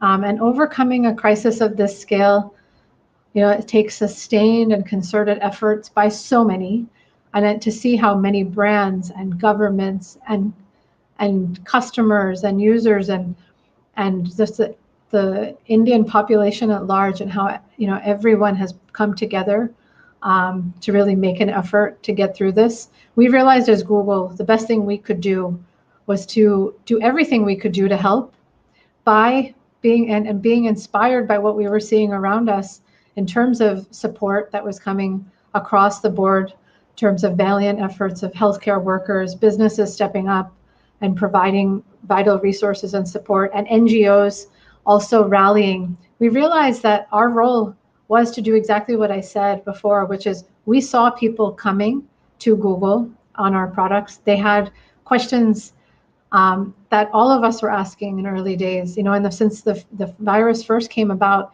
we've all had so many questions, and we realized we needed to take accountability for this and create a plan that would help us get through this. So we've worked on helpful and reliable information. We worked on resources to help educators and to help small businesses. And we also worked to help relief efforts. So those are the three prongs. I'll give you quite a quick sense of what does that mean. We saw people coming to search and asking questions around, how do I deal with the virus? What is the virus? How do I know if I have it? And we rallied to make sure that we could answer those questions. We worked with governments to be able to provide the right information, whether it was the World Health Organization or the Ministry of Health and Family Welfare, to surface credible and authoritative information, providing information on, amongst many things, preventive measures, safety precautions, maintaining social distancing. And we've launched many new features to be able to do this across our products. We also saw that in a crisis of scale, we needed to make sense of many unknowns for many people and organize and disseminate information around things like food and night shelters.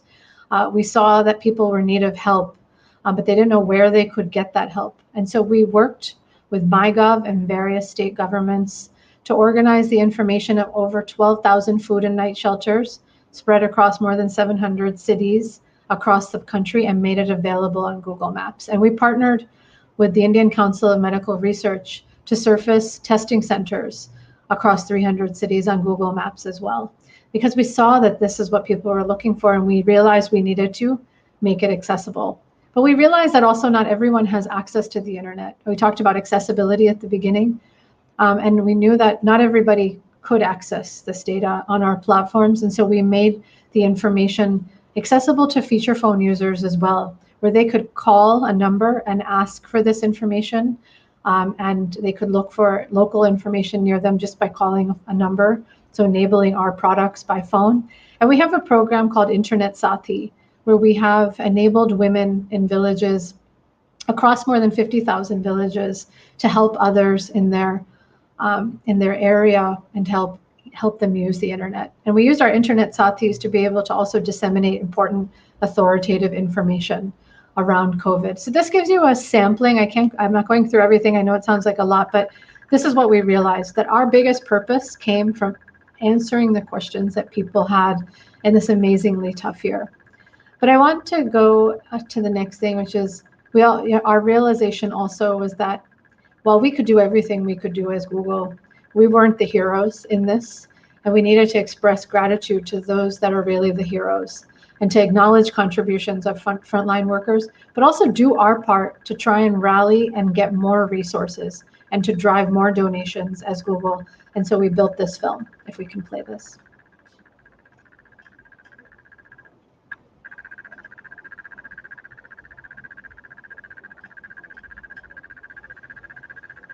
I think there's no sound.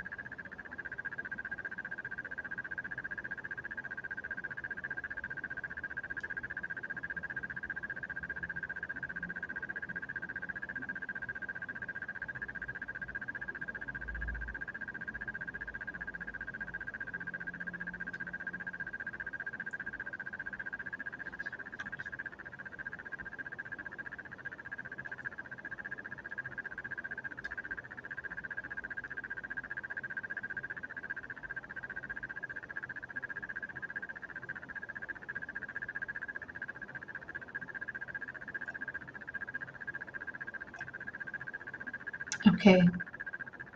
I'm not sure if the sound was working okay. So I have a few more films to play, so I'd love to make sure that sound works the next time. But I'll keep going. So with COVID-19, we also realized that people were suffering from a massive mental health crisis due to unemployment, economic hardship, domestic violence. We saw this in the news, and we saw reports of this, and this extremely saddens so many of us. And we saw a 500% increase in queries like mental health during lockdown, or people asking for help. And we realized that many people were battling and asking really difficult questions. And so with the goal of reminding users to pay attention to their own mental well-being, we created another set of series around how search was playing a role in this, and how people could come to search and to Google search and to get answers to these questions that they had. And we wanted to aim to be helpful here. And so we extended the narrative that we had at this time, and we led users to a whole set of well-being resources and mental health helplines on our COVID microsite. And so this film, we'll try it again to see if sound works, and maybe we'll see if it works. Otherwise, we might try something else.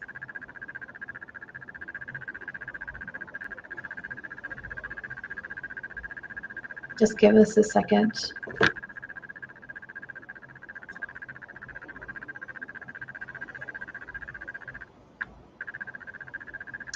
While we try and bring up the film again, the presentation again. I think, this year we really saw a number of trends that have woken us and shook us quite a bit.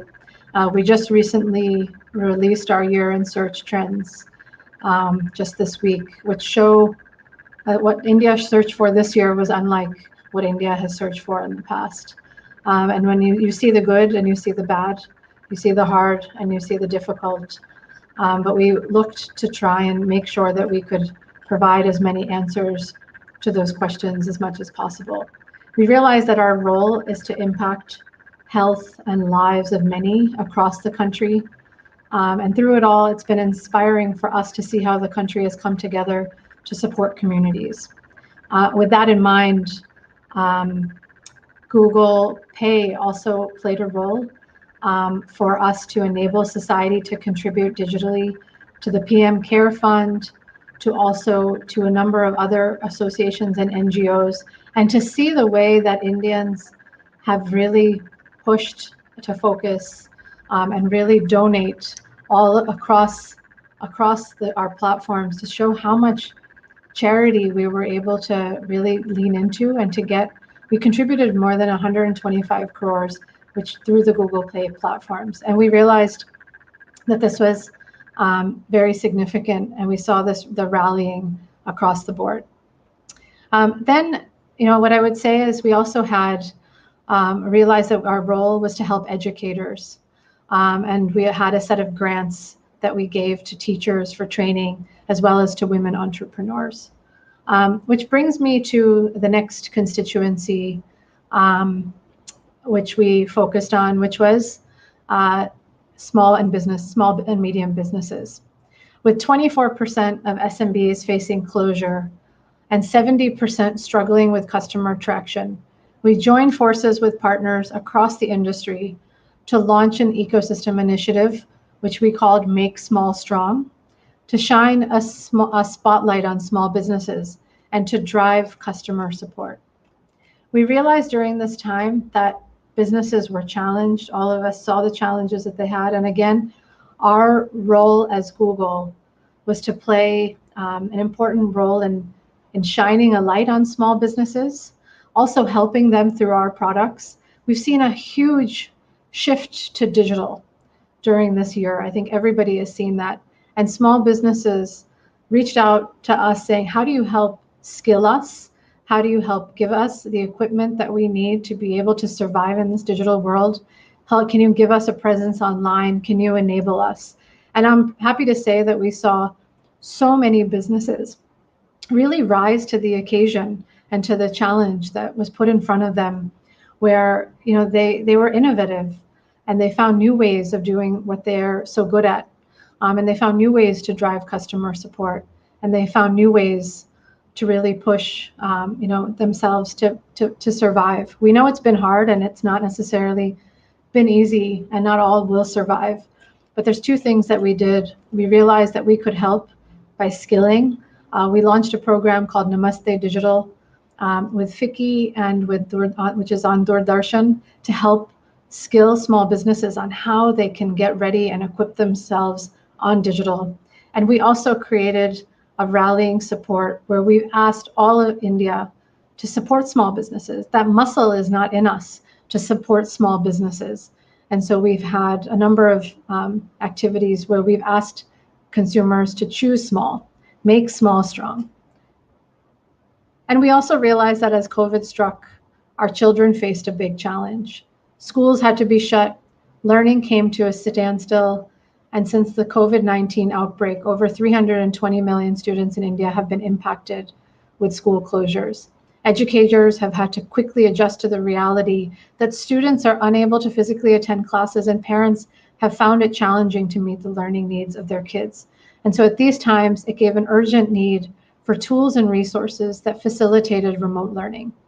And so to address this growing need, we launched Teach from Home, an information hub in English and 8 Indian languages, with resources like Google Classroom, Google Meet, and more. And we've trained over 50,000 teachers on digital tools already through state partnerships in Maharashtra, Delhi, and UP.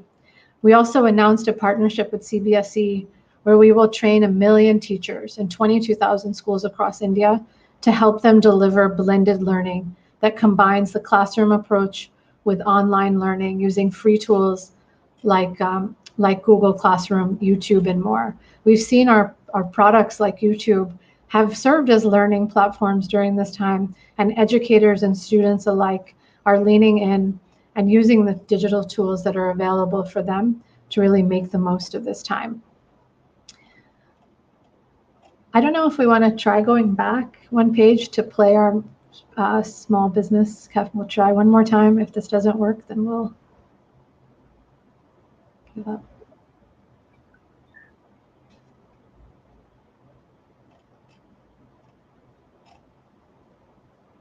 Maybe. Okay. So what I'll say is I'll end with that the COVID-19 pandemic continues to impact like the health and lives of many across. You can count on Google to help to disseminate messages around wearing masks, helping to save lives by wearing masks. As more and more people venture out of their home, we continue to remind everyone through our platforms to wear a mask as well. And so we've tapped into our YouTube creators to also tell this story, because we realize that the power of Google's platforms to be able to help keep people safe during this time, to have encouragement for all of the efforts that many healthcare workers and NGOs and nonprofits are doing. We realize the responsibility we have to really bring this to life. And so you'll see more across Google's platforms every day. Thank you. Thank you. Thank you so much, Ms. Chadha. It reiterates what I have said in the beginning, entrenched not only in our daily lives, but also in the very culture of India itself. What a beautiful initiative Google has come up with for India. Now, please do stay with us, Chadha, Ms. Chadha, because I would like to present the audiovisual for Google India for winning the BW PuRe Awards 2020. So can we please have the AV?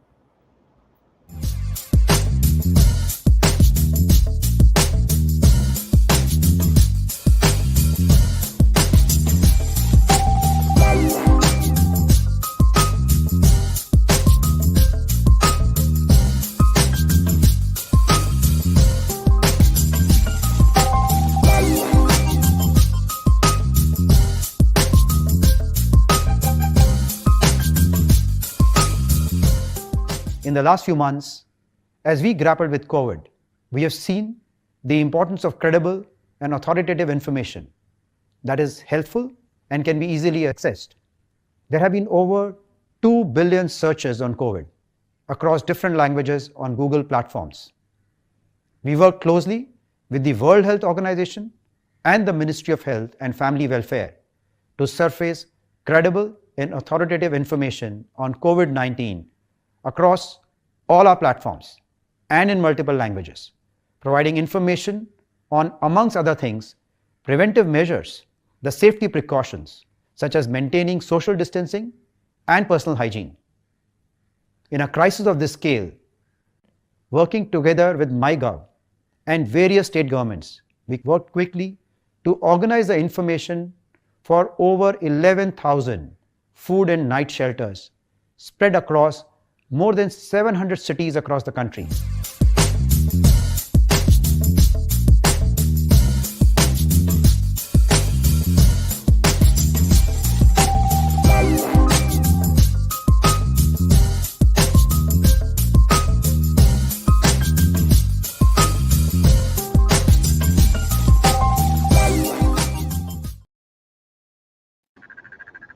So amazing. That was Sanjay Gupta detailing a lot of what Google did as the pandemic gripped up and the continued efforts in India.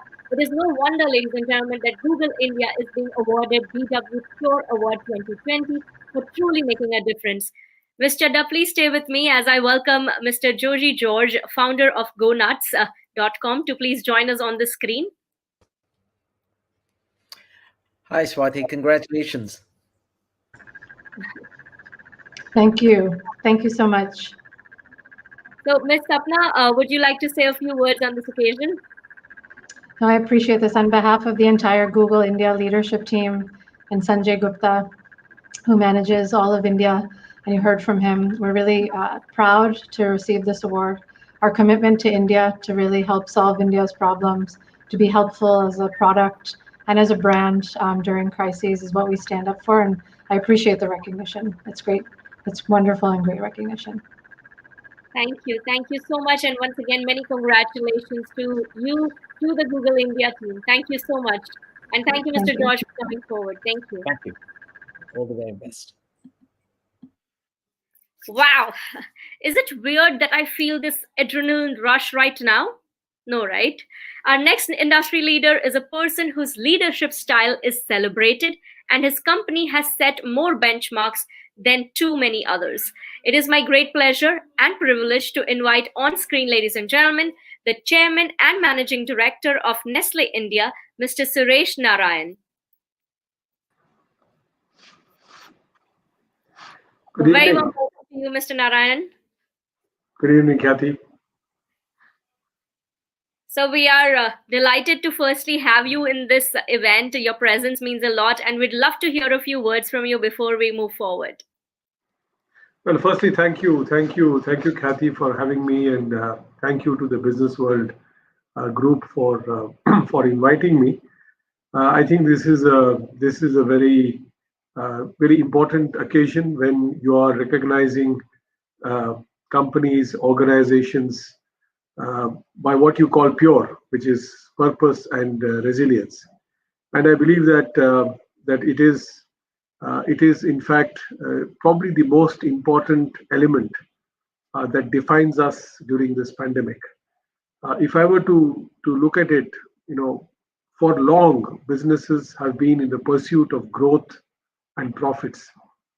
And words like compassion, words like empathy, words like authenticity, words like resilience have somehow been left in the dictionary as words that we will reach out to only in times of difficulty. But we will not look at these virtues in the good times as well.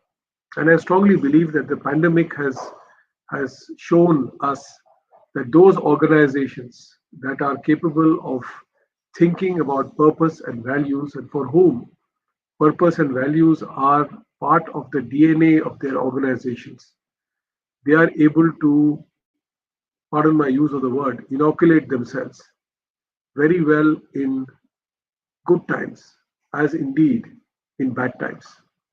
And I think the way I look at it is that organizations today have to make a pledge to themselves and to the society that they serve, that people, purpose, and partnerships will be central to their existence as companies. And profits and growth would be rewards of the efforts that you put in on people, purpose, and partnerships. This is very different from the model of shareholder maximization that had been espoused by the noted economist Milton Friedman in the 70s. We have come a long way because the world has seen a lot between then and now, the last 50 years. There have been numerous crises. There have been numerous difficult situations for mankind. There have been meltdowns. There have been economic disasters. There have been environmental disasters and various things, and culminating now in the pandemic to tell us that if we are not able to mitigate this through the act of care, through the act of concern, through the act of empathy, sympathy, and really reaching out to all sections of the community and society, we will continue to live in a very unequal, in a very disenfranchised, and in a very fractured world. And I honestly believe that that is not a world that is worth continuing and handing over to the generations that follow us. So for us at Nestle, we have been putting our purpose for the last 150 plus years of our existence and defined ourselves as unlocking the power of food today and for generations to come. That is what we do as a company. That is what drives us, that is our heartbeat, and that is what defines us as a company of repute, of scale, of global standing, and of whatever contribution that we are making in every society that we are represented in. And we try and strive to do three things right at all points in time. Number one is we have brands with purpose. Our recent example of Maggie Desh Ke Liye 2 Minute, which is really an initiative to propel the forces in health, in sanitation, and in cooperation, as being the three pillars that are most essential during this pandemic. And I believe that the Maggie Desh Ke Liye 2 Minute, the Agri Challenge, which is trying to address the minds of youngsters, almost 5,000 youngsters across 26 business schools and academic institutions participated in coming with robust, fresh solutions to the problem of agriculture. And how do we ensure that the vision that our Prime Minister has of doubling farm income starts to happen across the country, across farms? You will say, what does Maggie have to do with it? Maggie has everything to do with it. Our existence depends completely on the munificence of hundreds and thousands of wheat farmers in this country who give us the wheat to make the flour that makes our noodles. There are more than 2,500 to 3,000 spice farmers who, through their toil, bring us the spices. There are more than many thousand suppliers and vendors who ensure that they give us the necessary ingredients, the services, and the materials to make this brand.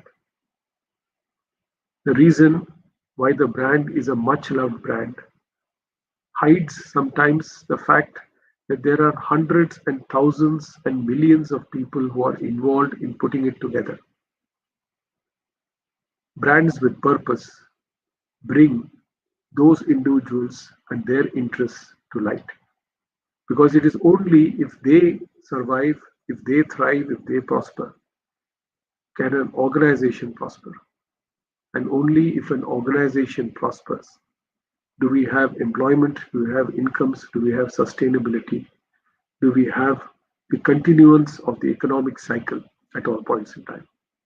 So brands with purpose is something that is close to us and that we have been professing for many, many years. And I'm proud to be part of this lineage of the company, where decency, where dignity, where respect, where ethics, where compassion, empathy, and partnerships matter not just as transactional relationships, but they matter over a period of time. How else would you explain the fact that in the last 60 years, we have been dealing with 100,000 farmers in the Punjab, milk farmers, 70,000 of whom are women farmers, collecting every drop of milk that they have been giving? That is a relationship of trust. I know this is an old-fashioned word, but ladies and gentlemen, this is the word that needs to be the currency of today and tomorrow. We all survive as human beings on a single word, trust. We trust each other, we trust our relationships, we trust that the sun will rise, we trust that we will get food on the table. And if you break that trust, you break everything. So during the pandemic, our endeavor has been to keep the supply lines flowing of these 100,000 farmers so that whatever milk they gave, whenever they gave it, we collected it, we processed it. Even if it was excess for us, we took it, because that is the tenor of the relationship. And that means that building the culture of the company around purpose and values is extremely important.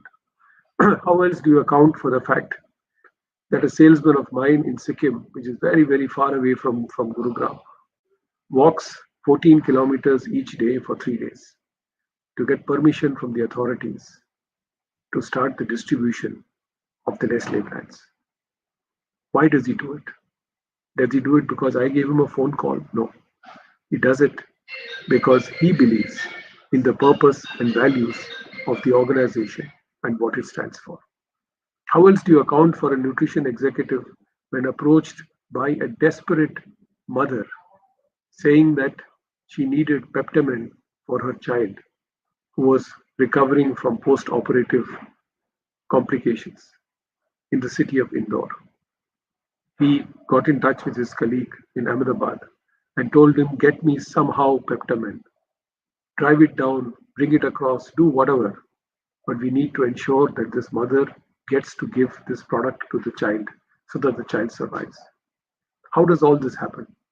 Does it happen because organizational missives are going down? Because I send emails across, and remember that I had an organization with more than 8,000 people. How many emails can I send?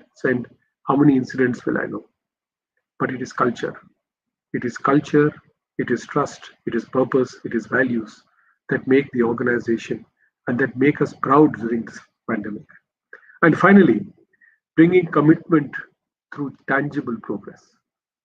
When we talk about sustainability, when we talk about climate change, when we talk about CSR activities, as a company, we have believed in sustainability, in climate change initiatives, and in CSR initiatives, but with tangibility.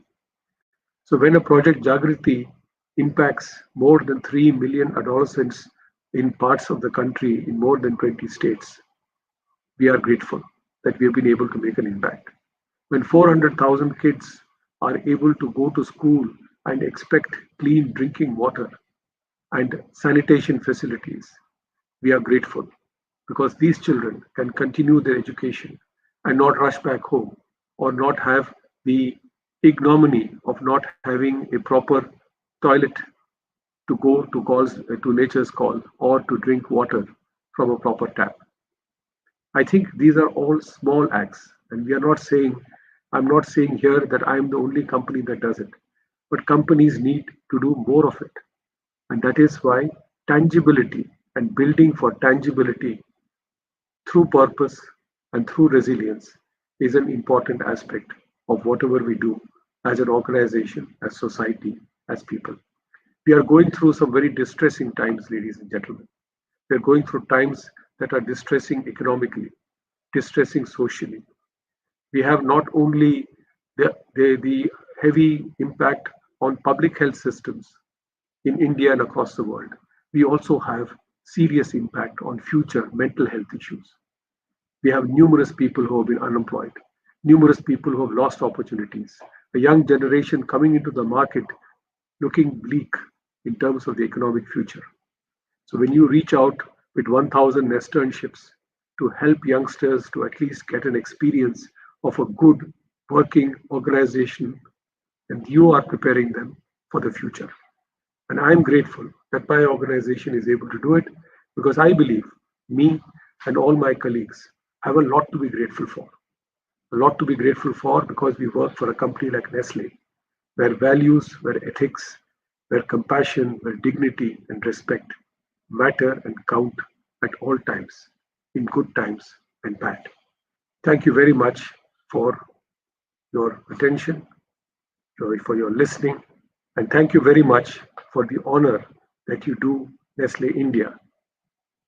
I thank Business World, I thank Anurag, I thank all the editorial board of this great magazine for being able to choose and to make their choices of whom they consider to be both purposeful and resilient in the BW PuRe Awards. Thank you very much.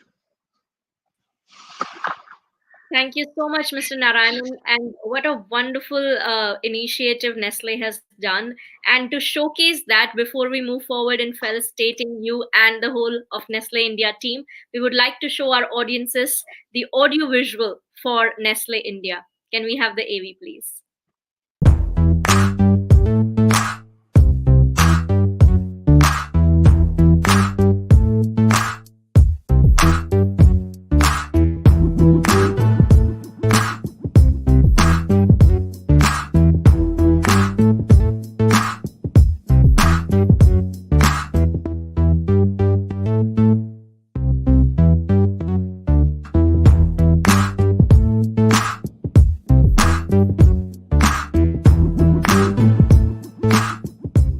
जब आप 2 minute ठहर कर किसी के लिए कुछ करते हैं तो देश की उम्मीदों में नए रंग भरते हैं। मैगी में हम भी इस साल करेंगे अपनी तरह से कुछ छोटी कोशिशें। आइए आप भी अपनी तरह से दीजिए 2 मिनट देश के लिए। From Nestle, Maggie देश के लिए 2 मिनट presents अपना फूड बिजनेस, एक वंडरफुल अपॉर्चुनिटी जहां आपको और आप जैसे हजारों होम शेफ्स को मिलेगी एक्सपर्ट्स की सलाह, किचन और स्टूडियो सेटअप करने की सहायता और फाइनेंशियल सपोर्ट भी। रात लंबी सही पर करने से ही होगी सुबह नहीं। लौट के आएगी गलियों में सनशाइन, पकेंगे ideas like never before. Oh, happy news today, guys! आ गए फ्लेमिंगो। जोश को आंच पर चढ़ाना है, उम्मीदों वाला कप उठाना है और एक घूंट लेकर फिर से शुरू हो जाना है।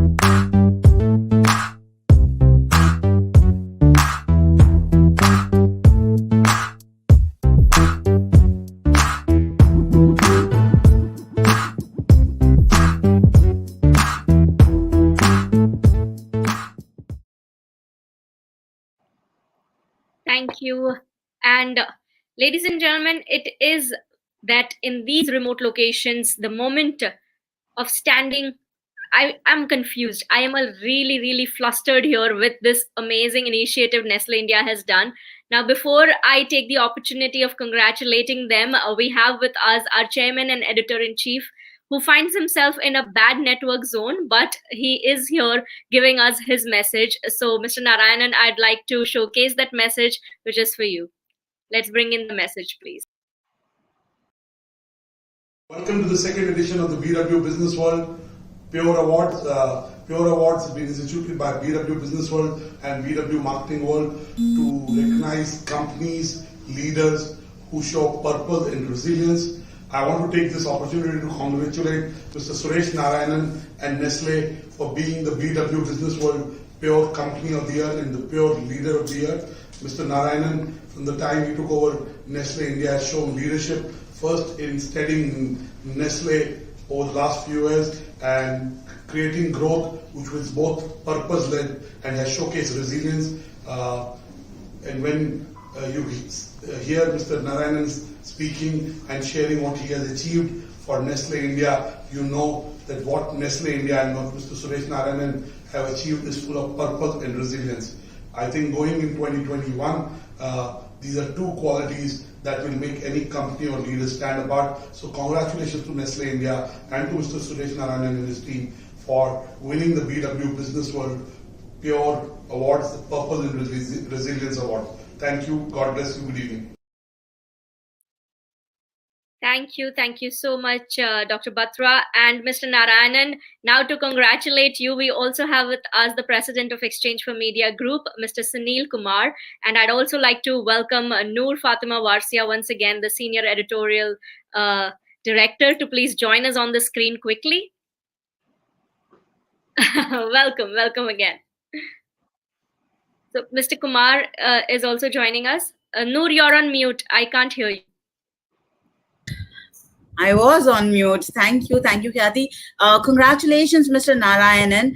There is quite a bit that Kathy has been able to put on this, but let me tell you, as a team that was coming from this, there were a lot of components that Nestle has done through the year, and it's not just about what it did for its consumers. It was also about its people. It was also about for India at large. All of this put together, I want to personally, and Business World wants to congratulate Team Nestle for being the BW PuRe Company of the Year 2020. This Hallmark Award is for the slew of initiatives you spoke to us at the beginning of the year when the crisis first took us, and then what we kept seeing from various brands under Nestle and the Nestle corporate brand through the rest of the year. So once again, congratulations from us, sir. Thank you, Noor. Thank you very much. I also want to thank Anurag Batra in absentia for his very, very kind words. I think ultimately, Noor, it is people in the organization that make a difference. And I am privileged, I'm blessed, I'm deeply grateful for the fabulous team that works with the organization, works with me, and gives me the privilege of coming and sharing their good work and of being the bard of their great deeds today in front of you. At the BW function. So I'm deeply grateful for the award. It is a humbling moment. It is a moment that really gives us the inspiration as a company to once again rededicate ourselves to purpose, to people, and to partnerships, and to ensure that we continue this journey for a long, long time. Thank you all very much. It's most kind of you. Thank you. Thank you, sir. Thank you so much and many congratulations. Thank you, Noor, for coming forward. Thank you so much. Yes, ladies and gentlemen, that was Nestle India winning the BW PuRe Company of the Year 2020. Now moving forward, ladies and gentlemen, we are now on the last hour of the BW PuRe Awards, and I'm very excited about what lies ahead as we continue on this journey to celebrate purpose and resilience. Taking this conversation forward, I would like to now invite on screen the Executive Director and Vice President for the Home Care Division at Hindustan Unilever, Ms. Prabha Narasimhan. A very warm welcome to you. Hi, Kathy. It's my pleasure to be here. Good evening to you. Lovely to have you here, and we all are looking forward to hear from you. Fabulous. Thank you very much for this opportunity. I hope you can see and hear me. Yes. I'm actually really fortunate to get to speak to such an august gathering on a topic that's really close to my heart on purpose and resilience. But before I get into the actual topic, I thought I would just take a couple of minutes to just introduce Hindustan Unilever, the company. We've been in India for 86 years, starting well before India got its independence. Hindustan Unilever is the second biggest market for Unilever globally. We're spread across the country, and we're extremely fortunate that in, I think, almost 95 out of 100 homes, you will find one of our very well-known brands. Our stable of brands includes household favorites across categories like personal wash, for example, with Lux and Lifebuoy, in skincare, where we have Pond's and Fair and Glow and Lovely. In the home care division, which I work in, we have Surf Excel and Vim. And of course, we also have a foods and refreshments business, which straddles the likes of Taj Mahal, Brook Bond Red Label, and Brew. So a whole slate of brands. But I think what really makes our company unique beyond its brands is really the idea of how it takes on the world's biggest challenges. This year, more than any other year, has brought to mind the challenges that the world faces. Prior to the pandemic, we had and we continue to have the climate crisis. There is the food shortage. There is many people face water shortage. Along with the food shortage, there is also an obesity crisis. And what makes, I think, Hindustan Unilever unique and interesting is really the fact that solving some of these problems is at the core of everything that we do. I was reading the other day the Edelman Trust survey, and it also suggested that in this pandemic, consumers are looking more and more towards brands to solve some of these problems. Over almost 2 out of 3 consumers had said that their country would not emerge from this pandemic crisis if brands did not step up. And we at Hindustan Unilever have always believed that you do well by doing good. And that's where our vision comes from. And our vision is really to grow our business while we decouple our environment footprint. So to grow, but not at the cost of environment, and make sure that as we do this, we increase our positive social impact. It's an ethos that's quite wordy, but one that we actually live by. And I want to talk about it just a little bit. The whole of this vision actually comes together in something called the Unilever Sustainable Living Plan, or the USLP for short. We like short forms, and really has 3 pillars to it. The first one being improving the health and well-being, and we do this across the globe along with our parent company Unilever for more than 1 billion people. We want to reduce our environmental impact by half and ensure that we have an opportunity to enhance the livelihoods for millions of people. And under each of these, we have platforms. But the one that really makes a difference to us is our brands, because this is what finds its way into 95 out of 100 homes in this country. And building brands with purpose is really at the core of everything that we do. Our work on building brands with purpose really has 5 golden rules, and I'm going to beg the audience's indulgence as I talk through these golden rules and talk to you about the brands that epitomize these and what we've done with this through this rather difficult and very intense year for everyone. Our first golden rule is really to say that you must define first a purpose for the brand. And a powerful purpose is one, we believe, where the brand takes an issue that's consistent with its own beliefs. I think consumers have a fantastic meter to indicate when something is inauthentic and they just will not buy it. And when a brand is relevant to its values, it really does motivate consumers. And this authenticity is actually really important to us. And here I want to take an example of Brook Bond Red Label. I hope many people in the audience have had a chance to try this wonderful tea. And the roots of Brook Bond Red Label's purpose, which is about Swad Apne Pan Ka, goes back all the way to the founder of the brand, which is a gentleman by name Arthur Brook, who felt that tea could actually melt barriers and create conversations. And it is this fundamental ethos that Brook Bond has brought to life over time with many pieces of advertising that cut across religious tension, that cut across tension between people who are different to us. And during this year of the pandemic, there was a really poignant film where the idea of a COVID returned patient and how he was treated by his neighbors was really the touching part of this Brook Bond film. A real welcome home for that gentleman. The second principle that we have is really about taking action. And this has been a year where our spirit of taking action has really come to the fore, a year where unprecedented challenge has been faced by everybody across this country. Early in this year, as the pandemic was starting to take root, we realized that one of the key things that you can do to protect yourself against this virus is the simple act of hand washing.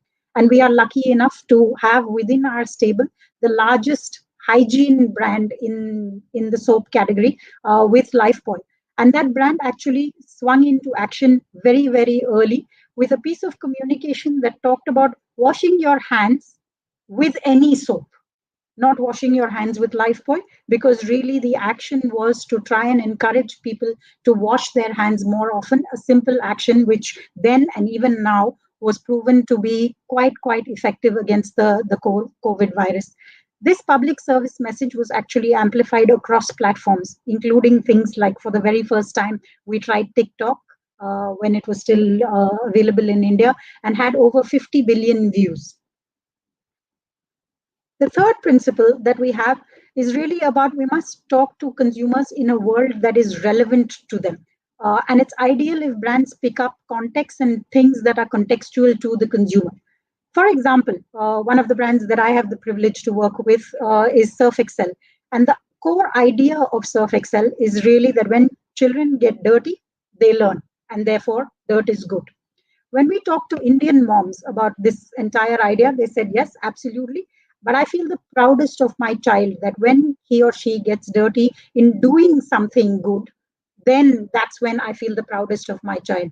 And therefore, we married these two ideas, saying that let's have the moms feel proud of their children for doing something good, married with this world of Surf Excel, which really says that if you get dirty doing something good, then dirt is good. And over a period of time, Surf has espoused this value across a series of communication ideas, which encompass sharing, protection, empathy. And last year, there was a campaign on combating failure and how falling down is really not the problem. Getting up and moving, and which is what children instinctively do, was really the idea. This year, during the pandemic, we actually shifted our conversation a little bit to encourage adults to get dirty.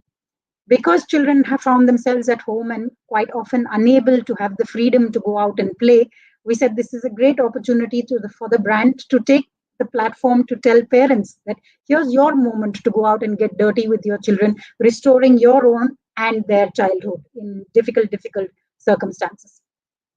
The last pillar really on which this entire purpose thing is built is about how there is an entire community spirit to purpose. It's about friends and family. And more than ever, people respond to what they see around them and what their society, their friends, their family expect of them. It's a proven fact, for example, that if your neighbors recycle, your likelihood of recycling is that much higher. And here we believe that brands can really help to create social norms that become movements and movements for good. So that, in a sense, was really the 5 pillars that we had on purpose. And the last one about amplification of this is really about how we build touch points. It's just not enough for a brand nowadays to put out a film once a year, make a touching statement. It really must walk the talk. And I want to go back to my first example of Lifebuoy soaps this year, where along with the advertising and along with the exhortation to everybody to wash their hands to protect themselves from the virus, there was also a donation of 18 crore Lifebuoy soaps, really to the most vulnerable sections of our society.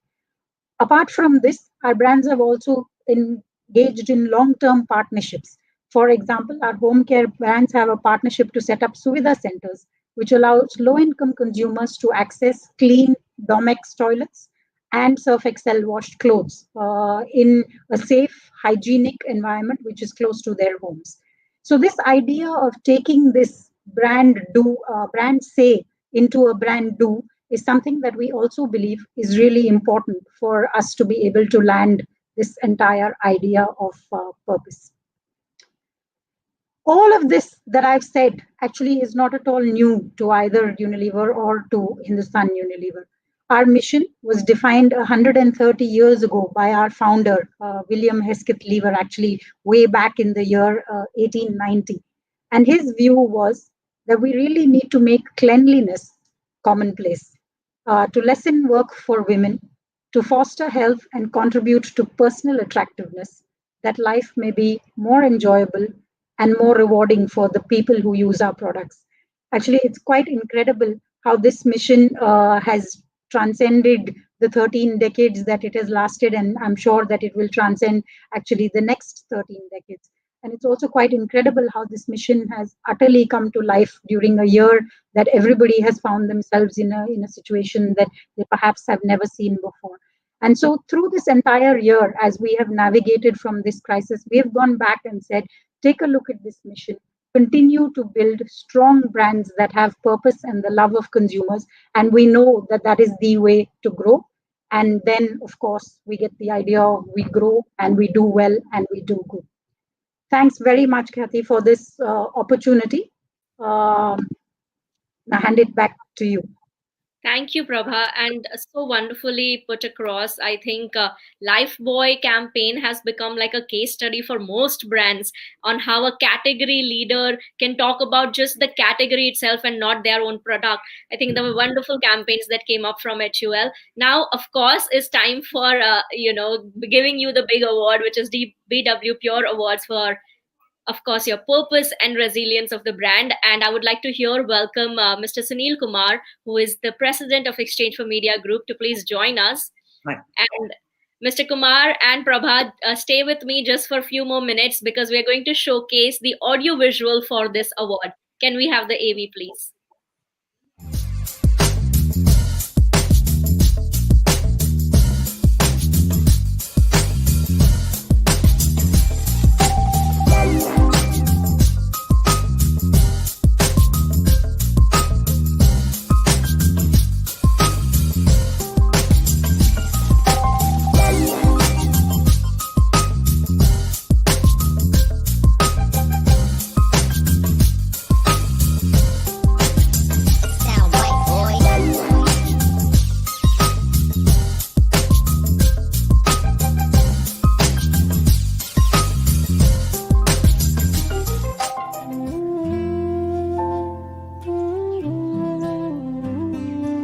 हम दूर रहकर भी अपनापन दिखा सकते हैं। ब्रूकबॉर्न red label, स्वाद अपनेपन का। अगर बच्चों को बचपन लौटाने में दाग लग जाए तो दाग अच्छे हैं। सर्फ एक्सेल, दाग अच्छे हैं। आओ साथ मिलकर कोरोना वायरस को इंडिया में फैलने से रोकें। कोविड-19 कोरोना वायरस से सुरक्षित रहने के लिए साबुन से बार-बार हाथ धोएं या अल्कोहल बेस्ड हैंड सैनिटाइजर का इस्तेमाल करें। लाइफबॉय की तरफ से ये संदेश जनहित में जारी। साबुन से, पानी से हाथ गीले करो ना, उंगलियों को कोने-कोने से साफ करो ना। वायरस आएगा, इंडिया जीतेगा। लाइफबॉय और आरसीबी द्वारा जनहित में जारी। एक माँ ही बनाती है अपनी बेटी को डर से स्ट्रॉन्ग। क्लिनिक प्लस, तुम स्ट्रॉन्ग हो।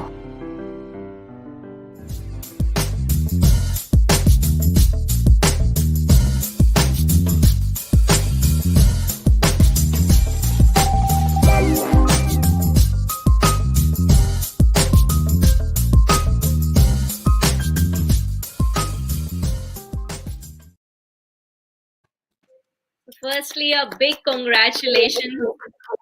And Mr. Kumar is here, so we'd love to hear you congratulate Sir Prabha and the whole team. Of course, yeah, if anyone deserves this award, it's Hindustan Lever, really.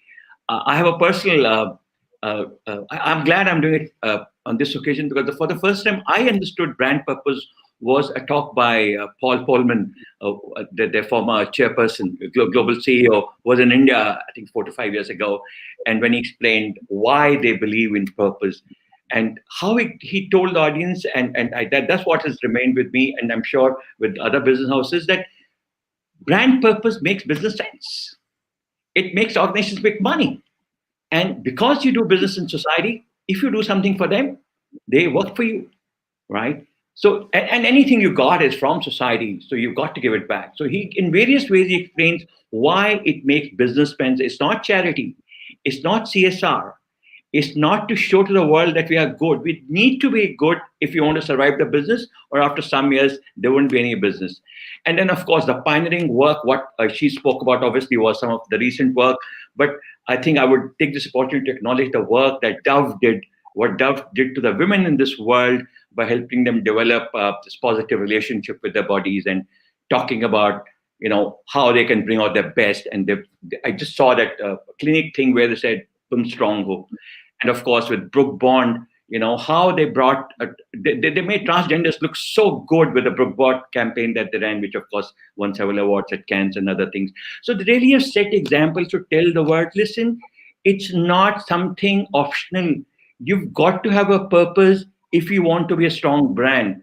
So Prabha, thank you very much for, please convey this to your management, to your organization and all your colleagues at Hindustan Lever, that we really, really appreciate the efforts that you make towards making a brand purpose to come in this spotlight. So congratulations once again. Thank you very much. Thank you. Thank you. And yeah, we couldn't hear you, Prabha. Congratulations, please.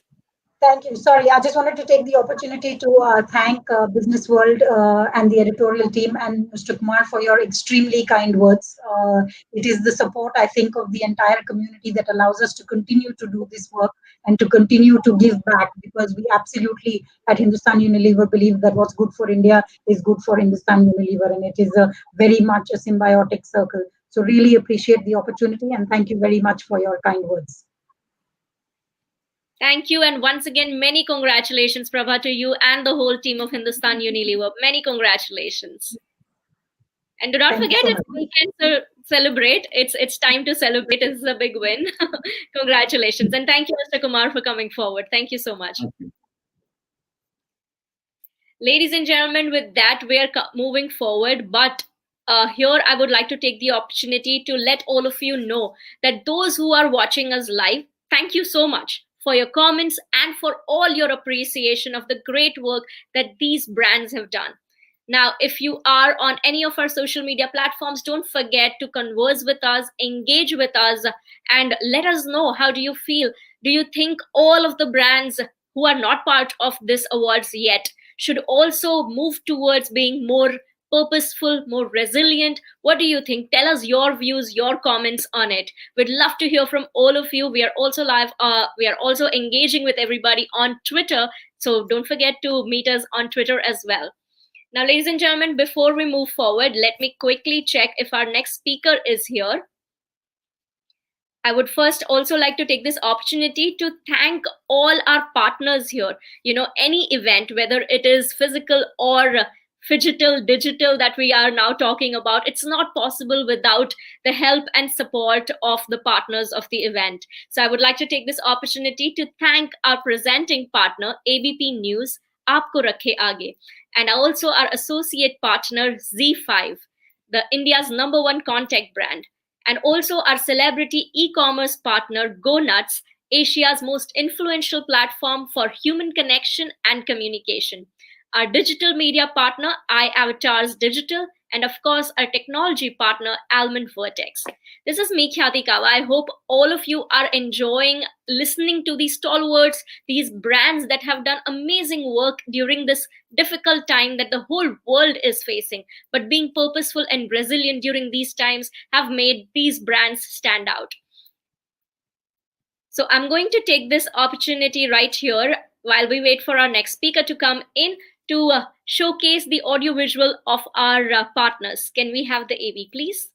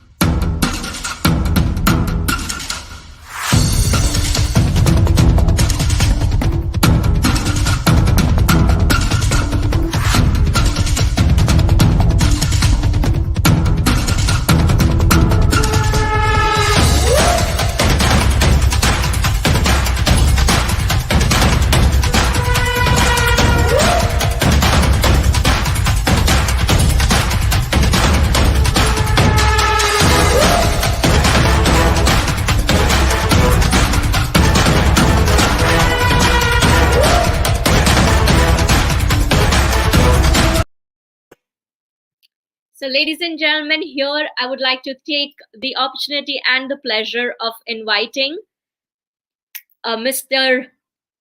Sunil Kataria. Ladies and gentlemen, he is the CEO for India and SAARC region for Godrej Consumer Products Limited. It is a pleasure to have him here. So very warm welcome to you, sir.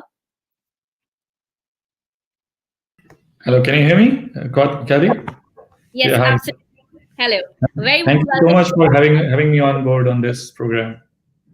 Welcome, sir. We are looking forward to this session. Yeah, so shall I start with my presentation? Yes, absolutely. The screen is yours. Okay, thank you so much for this. I'll just share my screen. Yeah.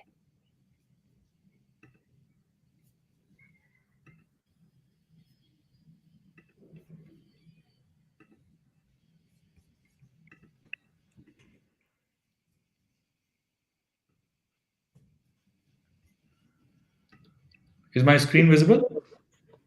Not yet, sir. Just give us a moment. I've shared it already. Yes, now it's visible. Okay, so good evening to all the viewers who are live right now viewing this. So I think this whole session is about purpose and how we can give back to society. And I'm very honored to represent the Godrej Group today, actually, at this forum, because this is a group where we call ourselves as 123 years young. And I was listening to Prabha's bits and pieces of her talk in the end when she was talking about Unilever being founded in globally 1890. Actually, Godrej within India at our own home ground, we have a homegrown company which we call ourselves at 123 years young company at heart. We were founded in 1897, and that's the history of Godrej where it started. And purpose was the very root of the birth of Godrej, and that's the reason it was born. So this company, the Godrej Group, was started in a crisis, which was the India's freedom movement in 1897. And this visual which you see, it's a very interesting visual. And there's a letter written by Father of the Nation, Mahatma Gandhi, in Hindi. It's there, and that letter actually we still have with us, in our archives. This letter says, in English, I'll just translate it was written by somebody who wanted to compete with Godrej at that time, and Mahatma Gandhi wrote that anybody, my brother Godrej, I hold him in very, very high regards for the kind of work that they are doing. And any competitor or any endeavor which will directly or indirectly harm that venture of theirs or their effort is something which I cannot give my blessings to. So it's a letter which is written by Mahatma Gandhi at that time. And this is in a way, the gist of how we as a group, as a company, started and have always been part of the very essence of India. And we have always been, ingrained in the idea of how we are all about purpose and making India grow. So I think this is the first part of the slide, which really, really makes me very, very proud of being part of this team. The second slide, the picture is of a founder, Rajeev Godrej. He was a lawyer by profession, but he was an innovator at heart and soul. And he was always wanting to do a lot of, interesting innovations. He tried his hands at many, many ventures, In fact, there's a very interesting small story that while Godrej is known for locks, which you can see in this picture, where we started with, where Ardeshir Godrej actually started his endeavor successfully. He actually had made a very, very breakthrough medical equipment as one of the first, innovations in India. And that equipment was so brilliant at that time that a British company wanted to actually launch it in Europe. They put only one condition at that time, because India was still a colony. And they said, if you put made in India on this medical equipment, it will not be sold globally, because India didn't have an image at that time. Obviously, it's a backward, poor nation at that time. They said, we'll put a mark of made in UK. Ardeshir Godrej walked out of that deal. He lost a lot of money in that venture. He said, no, this is my country's invention, and I'll sell it only if it says made in India. So today, when we are talking of make in India, this is a very relevant story that this is what happened at the beginning of the Godrej Group. He actually walked out of that deal that never went ahead. He lost a lot of money, but then he said, I'll not give up. And then he came up with this idea of the Godrej locks. And the rest is history, and that's how the group became very, very big. But I think the essence of that made in India story tells you about the purpose of this group. Obviously, we have, over the years of last 123 years, redefined our purpose, values in a very different, more articulate way. Our purpose very clearly is bringing the goodness of health and beauty to consumers of emerging markets. So that is the purpose of Godrej Consumer Products Limited. We have 6 values, which is trust, which is ingrained in 123 years of Godrej interaction with consumers, the way we are seen in the country. Second is be humble. Third is all about innovation, which is our very, very deep spirit, which is create delight.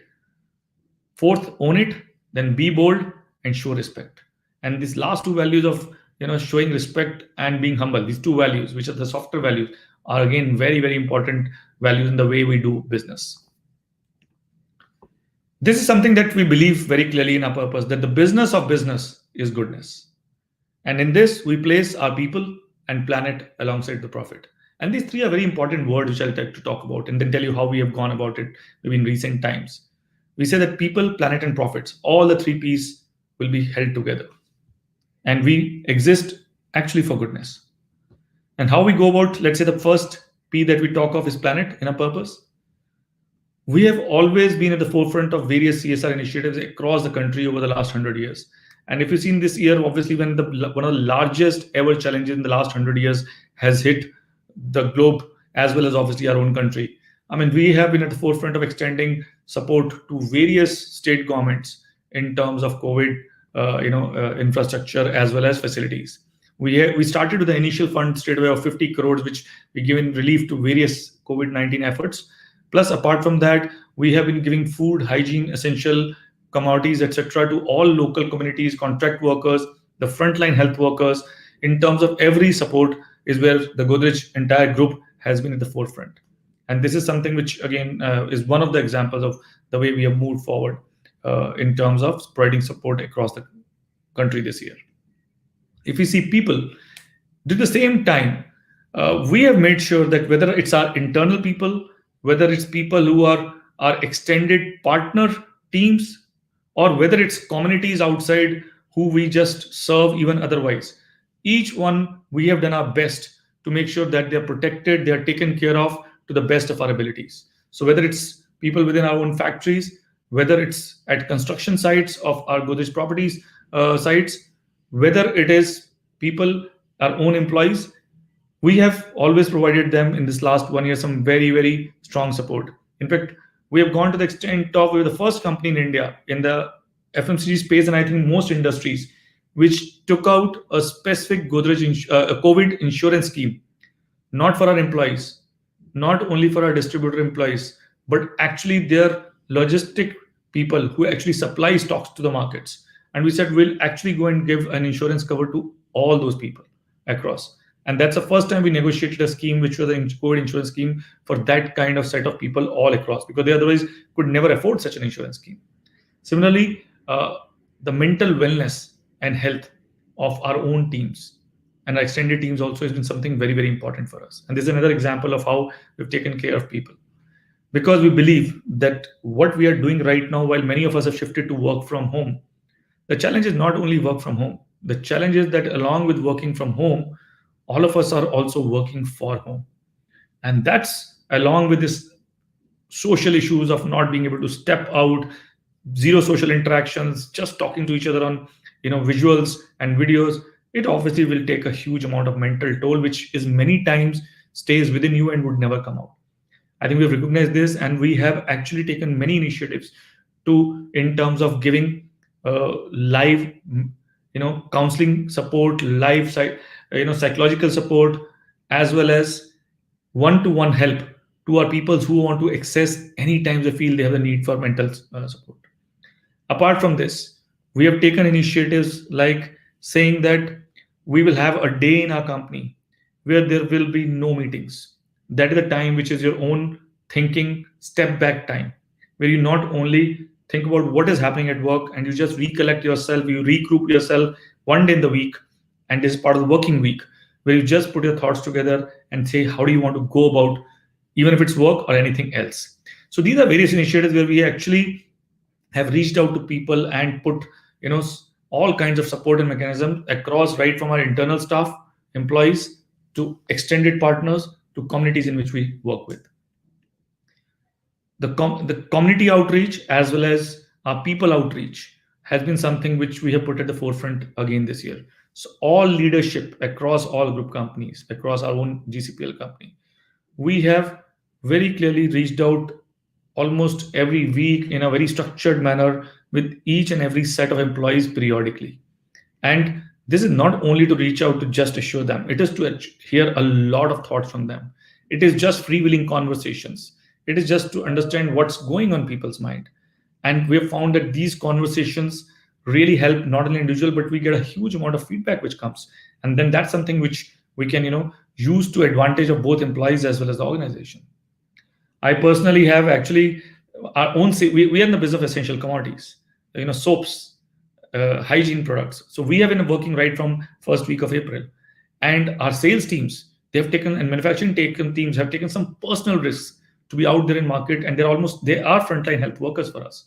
And we have made sure that actually I've always been with them during this entire pandemic, working with them in the markets, right with them, because if we can ask somebody else to be in the front line at this time, putting personal risk, I mean, it applies to everybody right from the top to the bottom. And that's something we made sure that there's no difference which is seen as the way we work across levels. So this is, in a way, if you see the way the whole spirit of people has come alive, which has always been so intrinsic to us, it's come alive even in COVID times for us. In terms of profit, obviously, profit is important for any commercial organization. And that's something which is the third pivot which we are. But even while doing profit, we keep a purpose at heart. Each and every brand of ours has a purpose at heart. And this is something, in fact, Prabha was also talking, and Hindustan Liver is a pioneer in that. Now, we had a brand which is Godrej Protect. It's a hygiene brand. And we actually launched, just as COVID was unfortunately entering into waves in India, we launched a movement called Godrej Protect India movement. And this movement was all about building awareness about hand washing and hygiene in India. Because the fact is, as a country, we have a huge and long way to go before we really become a benchmark for hygiene across the world. And we all knew the only way to stop the spread of COVID-19 in India at that time, and even still now, is regular and correct way of hand washing. And we have actually, as part of our own innovation journey, 2 years back, launched a very, very disruptive product, the like of which does not exist anywhere in the globe, is a Godrej Protect Magic Hand Wash, which is a powder to liquid converted hand wash, and which is one of the most affordable hand wash globally. And we have used that to take it forward as the heart of Protect India movement. And we've used that for sampling almost 1 million plus kind of product samples across various parts of India. And what we have reached out to people is we've reached out to police forces, we've reached out to frontline health workers, we have worked with municipal corporations, their employees, because they are the ones who have been really fighting it their hearts out in the middle of this pandemic for us. And we have supported them to make sure that we do building of awareness around hand washing and hygiene. So even though we sell this product, the fact is this product is, and many such products like our soaps, are the Protect India movement in these times. This is the way our whole product has actually panned out this year. in fact, keeping this whole innovation spirit and the purpose of the brands at the center, we have launched 15 home and personal hygiene products in a matter of 90 days, all in the middle of lockdown. And this is all going towards, while they obviously will sell, they will become successful brands and products and right, but they are all at the center of making India much, much more hygiene conscious and to protect itself today as well as in future from any kind of diseases which may happen. So this, in a way, the very nutshell is the journey of Godrej in the last maybe 18 months that we worked out. But what I want to tell you again and again is that Godrej is a company which always has kept purpose at its very heart. And that's true in the way we have just kept people, planet, and profits always together. What I want to do right now is maybe play out a small video for you, which encapsulates this whole thought of the work that we have done this year. In 1918, India was in the midst of another health pandemic, the Spanish flu. To help halt its spread, we made a revolutionary soap, the world's first made from just vegetable oil and not animal fat.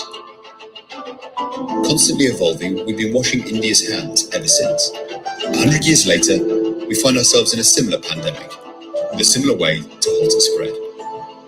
100 years ago, we revolutionized the soap. We thought it was about time we did it again. Introducing Godrej Protect Magic, the first hand wash in a powder. Simply mix with water, shake, and you'll have 30 days of germ and virus protection. Even more than that, because Magic is in a sachet, we have less plastic waste, less paper, therefore saving trees, and because it's small and light, lower carbon emissions. Sustainable and affordable, all for 15 rupees. It may have taken us 100 years to revolutionize the soap, but with Magic Hand Wash, we're ready for the next 100.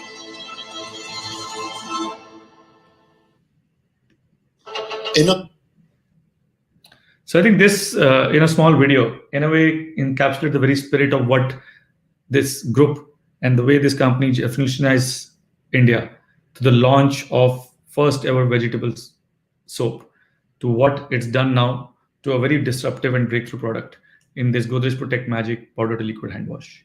And this is something that we believe that this essence itself will always make us not only loved by India, not always make sure that we serve India very well, but also make sure that we emerge stronger as a company and will help India emerge stronger as a nation through any crisis. And that's something which makes us really proud of what we are and how we're contributing to this nation. Thank you. Thank you. Thank you so much, Mr. Kataria. I think such a wonderful presentation, and it's actually kind of eye-opening for us as consumers as well. It's new for me to know that Godrej was the first one to bring about the vegetable oil soap, and now creating this disruption in the market. Wonderful story, and I think what I and most people will also remember is the 3 P's that you told us about: planet, people, and profit, keeping striking a balance between them. So now, without further ado, there is this big hallmark award that is coming our way. So I'd like you to stay with me, Mr. Kataria. I would like to welcome Mr. Rajeev Dhal, Chief Revenue Officer of Z5, to please join us on the screen. And while he does that, I would like to showcase the audio visual for this hallmark award. Let's take a look.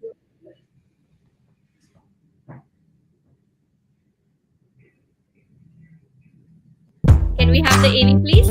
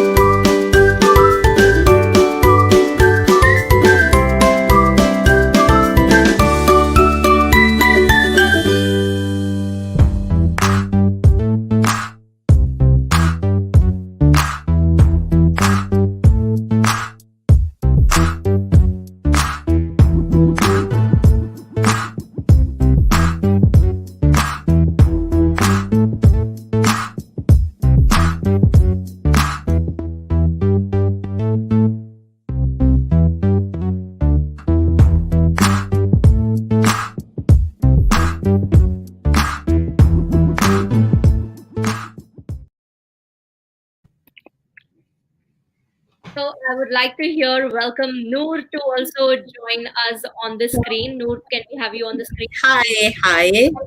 And Mr. Dali. And we also have Mr. Dal here, as well as Mr. Dr. Anurag Batra has joined us. So can we have him on the screen? Yes. Congratulations, Sunil. Good to see you, Rajeev, after a long time. Good to see you, Anurag. Clearly, you don't like the Gillette stock. You can use Godrej products for shaving. That's a good one. Do send him one of your products for him to use. Definitely. Like you. Now, sir, before we go into our conversation here, I also have Z5. I have Z behind. Can you see? What else can we do for our sponsors? I don't know. We're all together in it. Yes. Okay. Mr. Batra, I'd like to stop you here because I want to let our audiences know about what this award means. For this continued commitment and innovation, for leading with purpose, making India proud in several international markets, Godrej Consumer Products Limited is BW PuRe Group of the Year. Heartiest congratulations to you, Mr. Kataria, for the absolute wonderful work that your company does under its overall leadership with Nisaba Godrej and your leadership.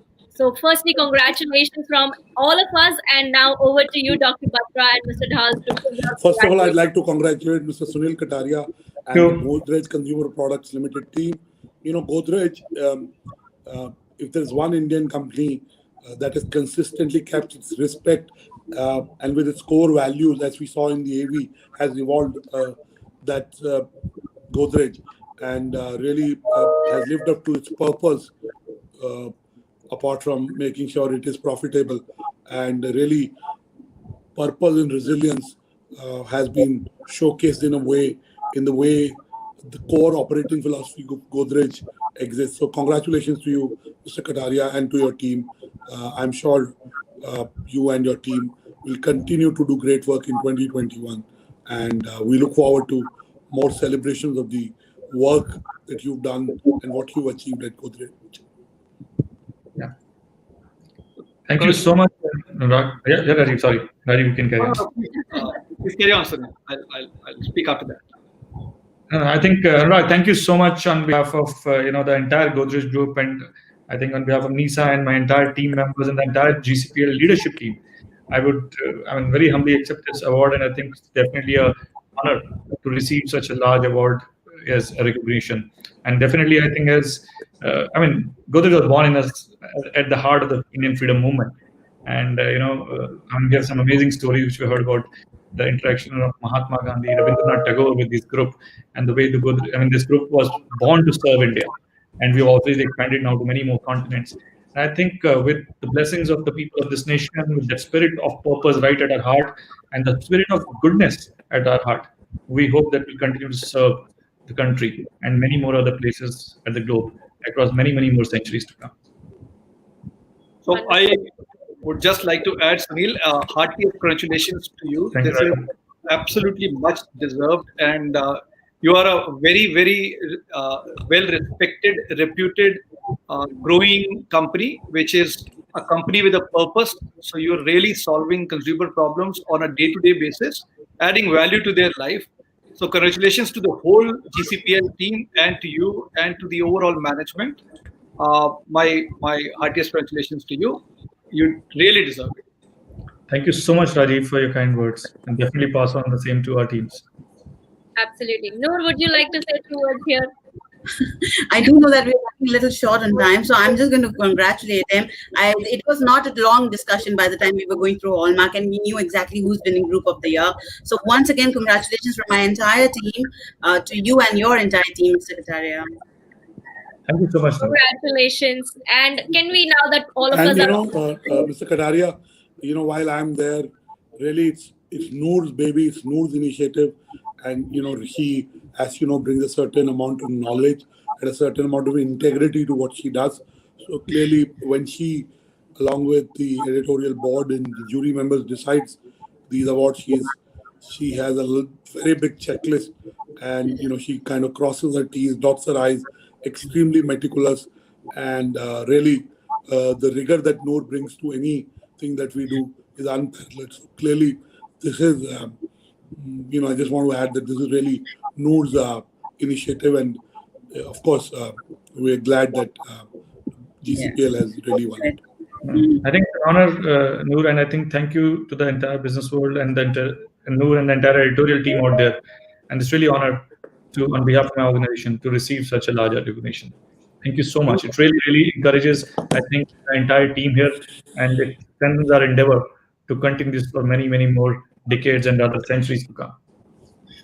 Absolutely. So once again, our heartiest congratulations, Mr. Kataria, to you and the whole team of GCPL. Thank you so much. Thank you, Mr. Jal, also for staying here with us. Thank you so much.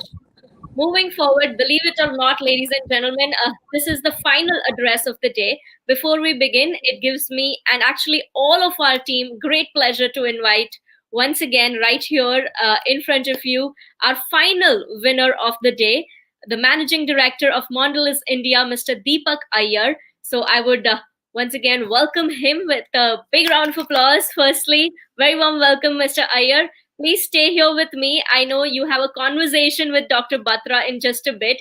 So can we have Dr. Batra also to stay on screen with me, please? Thank you so much, Kathy. Welcome, Mr. Iyer. And hey, thank you, Rag. How are you doing? Can you hear me, by the way? Deja vu. Though we are doing it virtually, but you were at the Marketing White Book launch 3 years back, and really we're happy that you're at the second edition of the BW Business World PuRe Awards. So congratulations. PuRe stands for Purple and Resilience. So let me limit my conversation to that. And Mr. Iyer, tell us how have been your last 8+ months, both for you personally and professionally? I mean, obviously for everybody, the last 8 months have been challenging, right? So I think both on the personal front and professional front, I think we had to make a lot of shifts, not just in the business, but also in our mindsets, also in simulating scenarios of what could be the future, and in our personal lives. I mean, just getting used to 10 hours, 12 hours of screen time. How do you figure out whether you? I mean, I have never sat at a desk for 10 hours. So just how do you manage those shifts? And as you know, I'm a traveling guy. I was grounded in sales. So being at home for 8 months is another experience. While my wife and son aren't complaining, but I think it's just that everything got reoriented. So lots of unlearning and relearning, I guess. I think that's the best way to put the last 8 months. Clearly, you've become a screenager now. You may not be a teenager, but Mr. Deepak Iyer is clearly a screenager, as a lot of us. Now, let me shift focus to what you achieved at Mondelez. PuRe is about purpose. Tell us how in the last 8 months, the Mondelez group, the company, and the brands that you have clearly stayed true to your purpose. Yeah, so it's been a different and a very difficult year, isn't it? So in the midst of it all, if you had just come across as another company selling chocolates, we wouldn't really have shown up well. So, and most surely not standing here with this award, right? So, and I think purpose and resilience have surely been two cornerstones why we showed up well. Purpose, and I think that's what you asked me about. So let me talk about our brand, Cadbury Dairy Milk, CDM as we lovingly call it. And its purpose as a brand and how that helped us with some concrete examples which you can possibly relate to. So CDM, I think all of you know, stands for generosity.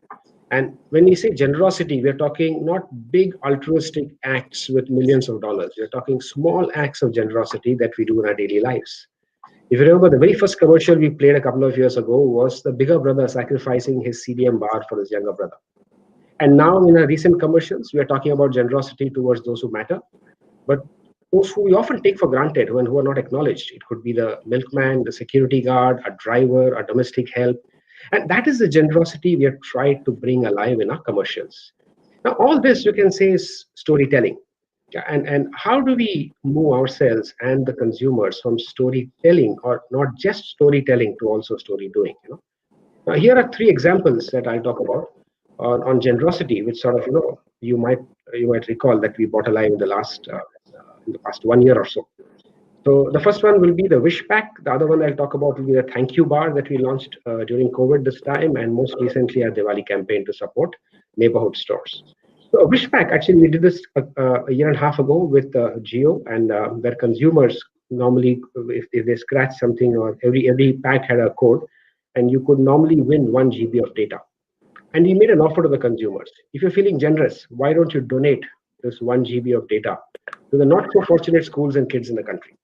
And I think the number of people who donated this was so high that it really encouraged us, saying that there's a way you can convert storytelling to story doing, and especially on generosity, because it is such a small act, but it's such a big act for the person receiving it, right?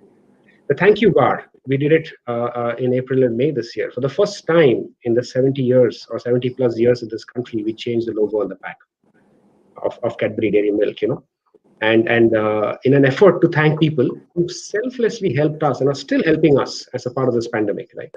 And a part of the proceeds of the 10 million bars we sold under this changed logo actually went to secure insurance for domestic workers through an NGO called Nirman. It's another simple act of generosity, right? So this is like, you know, just saying thank you to somebody, using a part of the proceeds, partnering the consumer and saying we at least make somebody's lives, make somebody's insurance.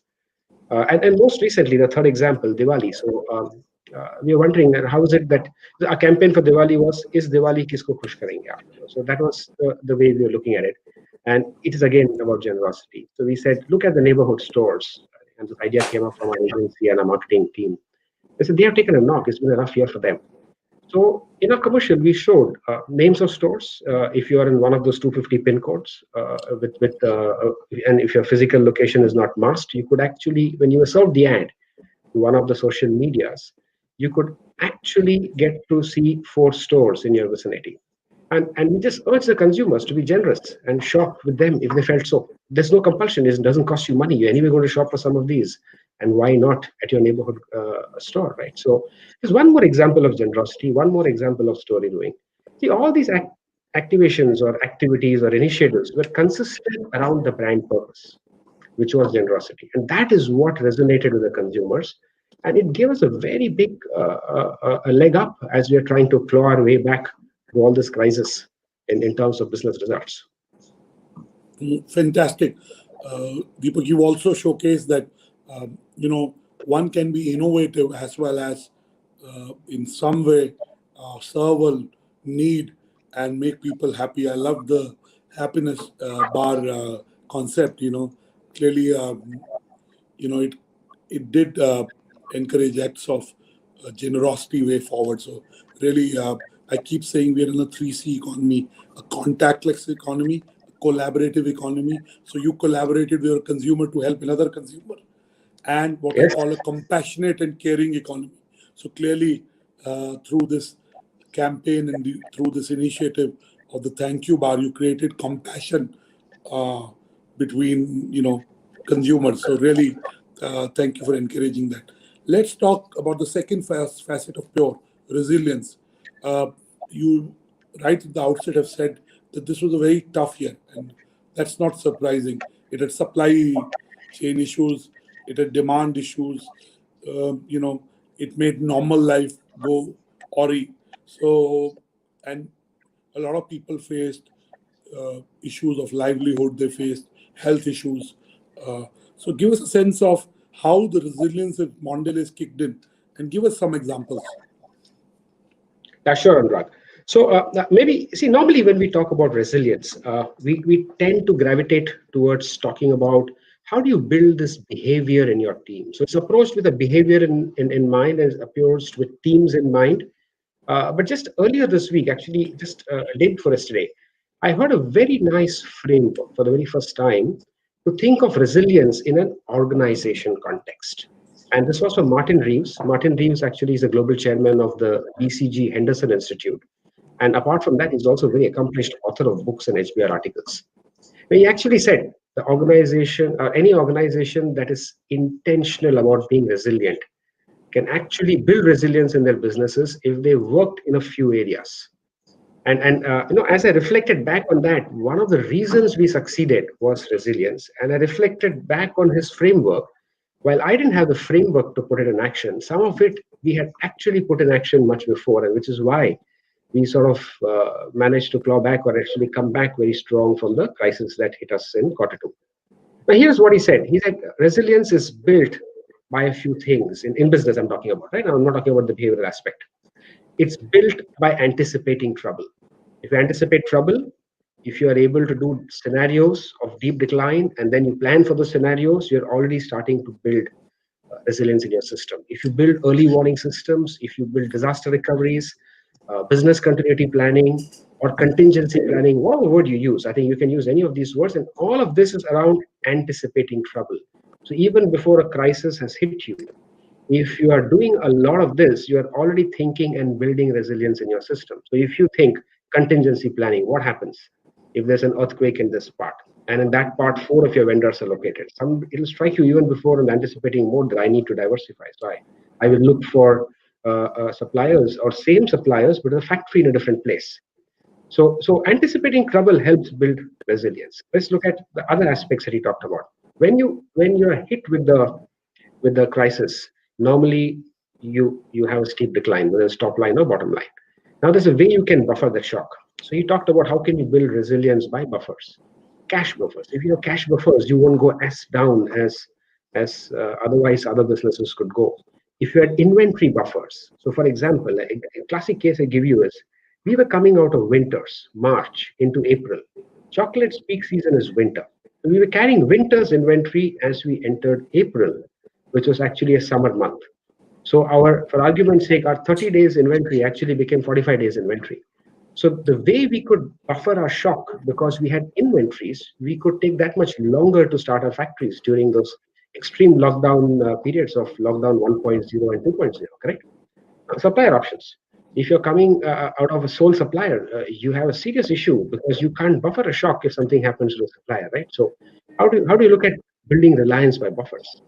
Other bit is diversification. So whether it's a diversification of product portfolio or diversification of geographic portfolio. In our case, a product portfolio worked. Now, as one would imagine, out-of-home impulse consumption of chocolates was hit. But we had biscuits and Bonvita. Both of them had huge tailwinds. As people were nesting at home and as they wanted immunity, the kind of growth that we saw in biscuits and Bonvita was unprecedented. Now, it made up a lot of the headwinds that we had and a lot of the impact that we had on chocolates. The classic case of diversifying your portfolio. The other one that he mentioned in the framework, if I recall right, was around building resilience with modularity. So if you have one integrated business model, one integrated supply chain, and one of it snaps, your entire chain comes to a halt. If you were to look at modularizing that, you could possibly say, okay, this went down, I could outsource this to somebody else, and I could still run the chain. It's a very nice way of looking at a business and building resilience, especially in this age and time when one of the things that I heard from a Google gentleman who was the head of Asia for Google, the ex-head for Asia, he said the slowest pace of change that you'll ever see in your life is what you're seeing today. And that only means that you're going to see more disruptions down the line. And if resilience is an important part or is an important ingredient of coming back when you get hit with crisis, I guess these lessons I take from Martin Reeve and the kind of framework that he uses, an outstanding framework. Thank you so much, Deepak. Some things get wired in the DNA of an organization and a leader kind of subconsciously, serendipitously, and clearly what you've done at Mondelez India in the 3 years that you've been at Mondelez India is commendable, and we are grateful to you for your leadership, and we congratulate you on winning the BW Business World PuRe Awards. Before I let you go, I just want to ask you my last question. What is your top lockdown lesson, and what is your one prediction for 2021? What's your top lockdown lesson, and what's your one prediction for 2021? Yeah, so I think the biggest lockdown lesson that I have had is on the personal front. So I have been on business reasonably busy, but spending 8 months at home with a son in the 10th grade and with wife and son and the extended family was absolutely an amazing thing. So the big lesson is, how do I still manage to find a work-life balance in the extremely crazy times that we live? So that's my lesson. My one prediction for 2021, don't expect it to be any different from what it is today. I don't think, in my opinion, is going to either be an extremely bullish or an extremely disastrous year. No, but see, listen, if I had a crystal ball, I could have, very nicely predicted what's going to happen. But my sense is it's going to be a bit of both. So I think it's not going to go away. We need to find a vaccine. We need to find a way to administer it to 250, 300 million Indian people. and you need a booster dose after that, and the vaccine needs what's it called, cold chain. There's so much to it. So I think, you just can't say somebody got inoculated yesterday in England and hence we are all going to be very happy and safe. So I just believe that we need to be taking the same precautions till it completes.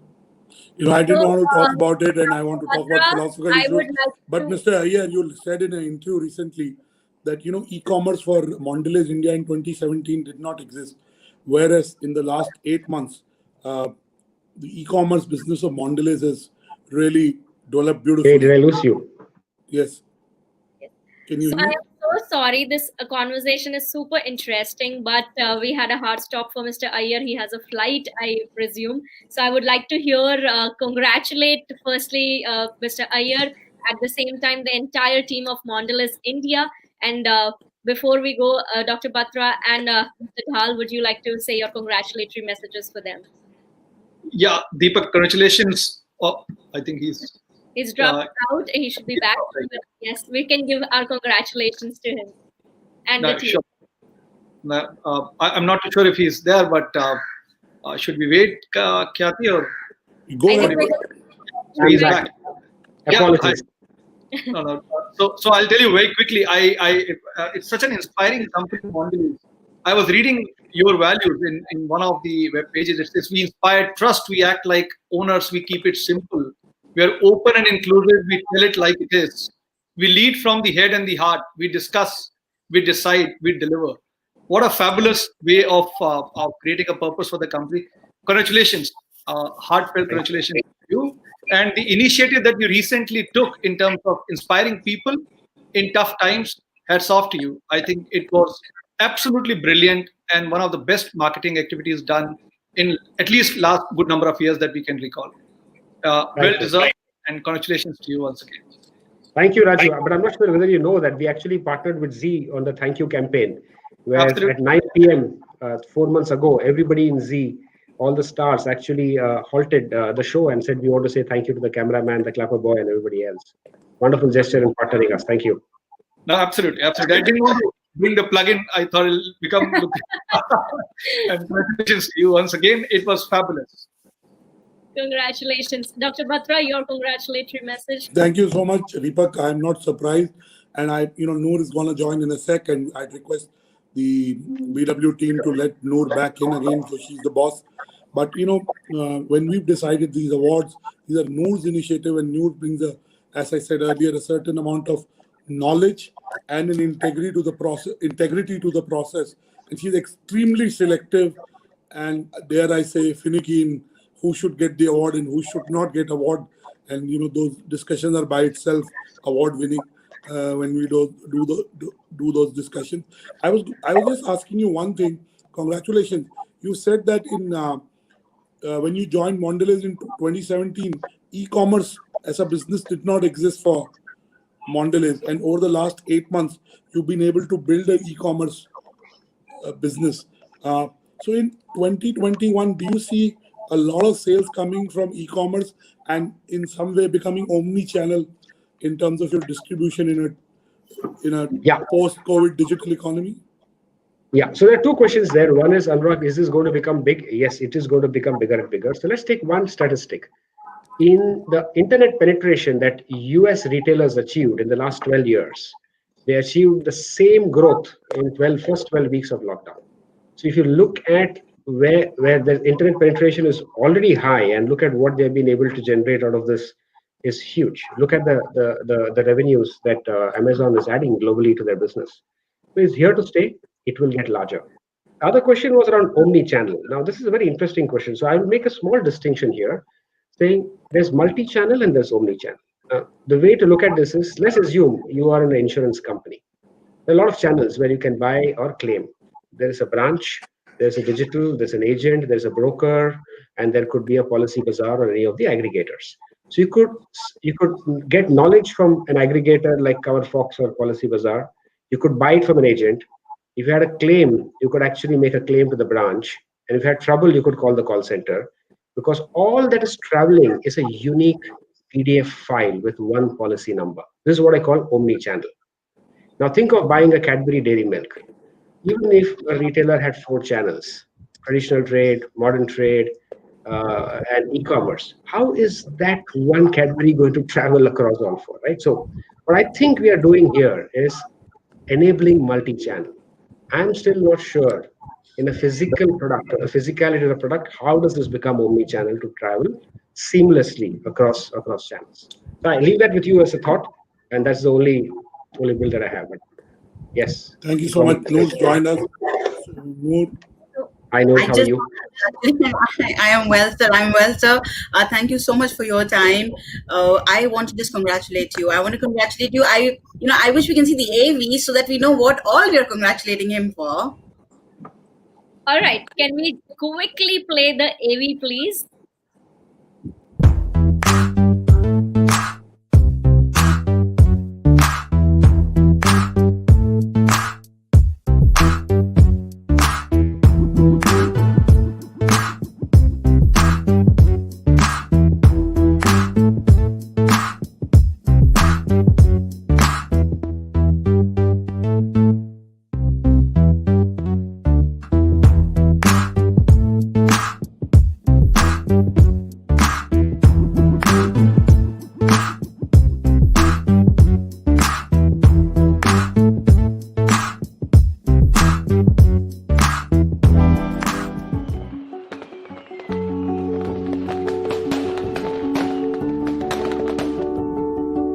India is home to more than 6 crore small businesses, and they've been fighting for survival after the coronavirus outbreak and the lockdowns.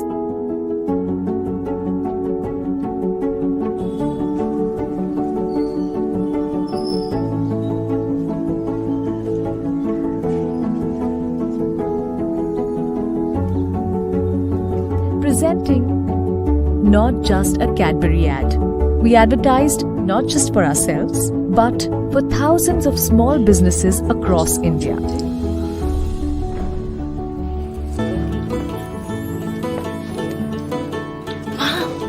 I love it.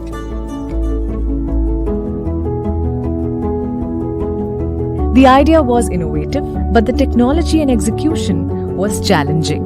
Most of the stores in India don't have a digital presence. So we had to manually feed our system to create a database of local retailers, mapping them to their location, which we identified through PIN codes. As the ad was served to an individual, an algorithm located the PIN code and then mapped the various local stores in that PIN code and served the one closest to the individual in real time. The AI-enabled system created thousands of permutations for the localized version of the same ad. So many that it is even impossible to track. This resulted in the first ever hyper-personalized ad ever. One that ensured every single person that saw the ad supported a local store. Because when all of us support our local stores, all of us can have a happy Diwali. Not just a Cadbury ad.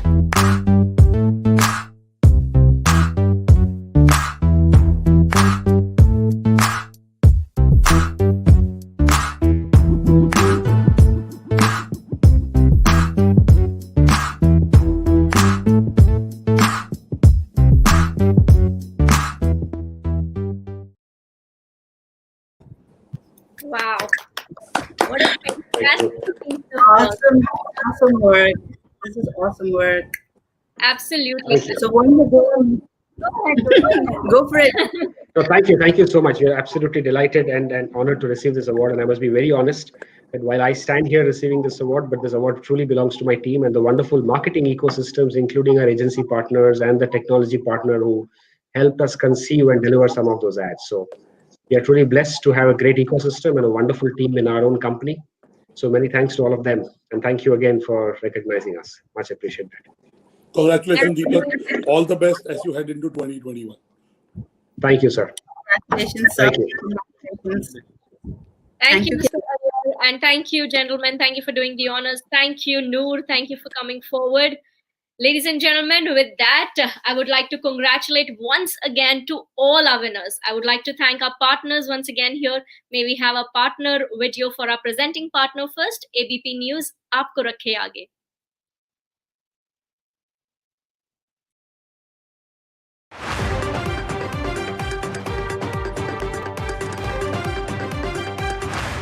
ABP News, Aapko Rakhe Aage. Here, I would also like to thank our associate partner, Z5, to be partnering with us. Can we have the AV, please?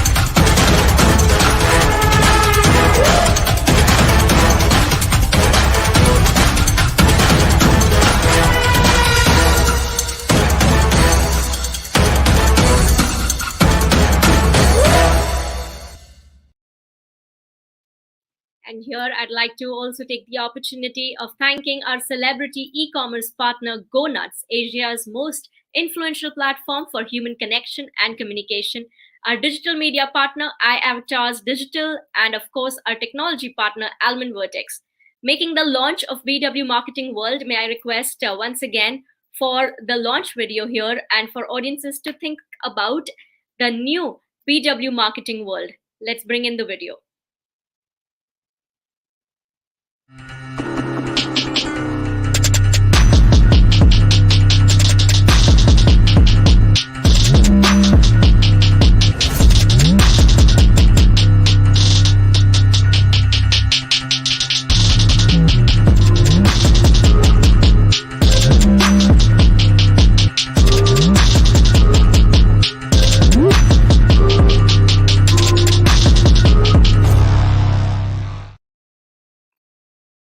With that, ladies and gentlemen, we've come to the closing of the show, but our deepest gratitude to our audience, our readers, our followers on all our social media channels, wherever you may have watched this proceedings of the event. Thank you very much for being part of this, and let us all pledge to be more purposeful, be more resilient in the coming year. Ladies and gentlemen, with this, I would like to say goodbye to all of you. My name is Khyati Kawa, and I was the host for this day. A delight to be the host to all of you. Do take good care of yourselves. Stay safe, stay healthy. Good night, everyone.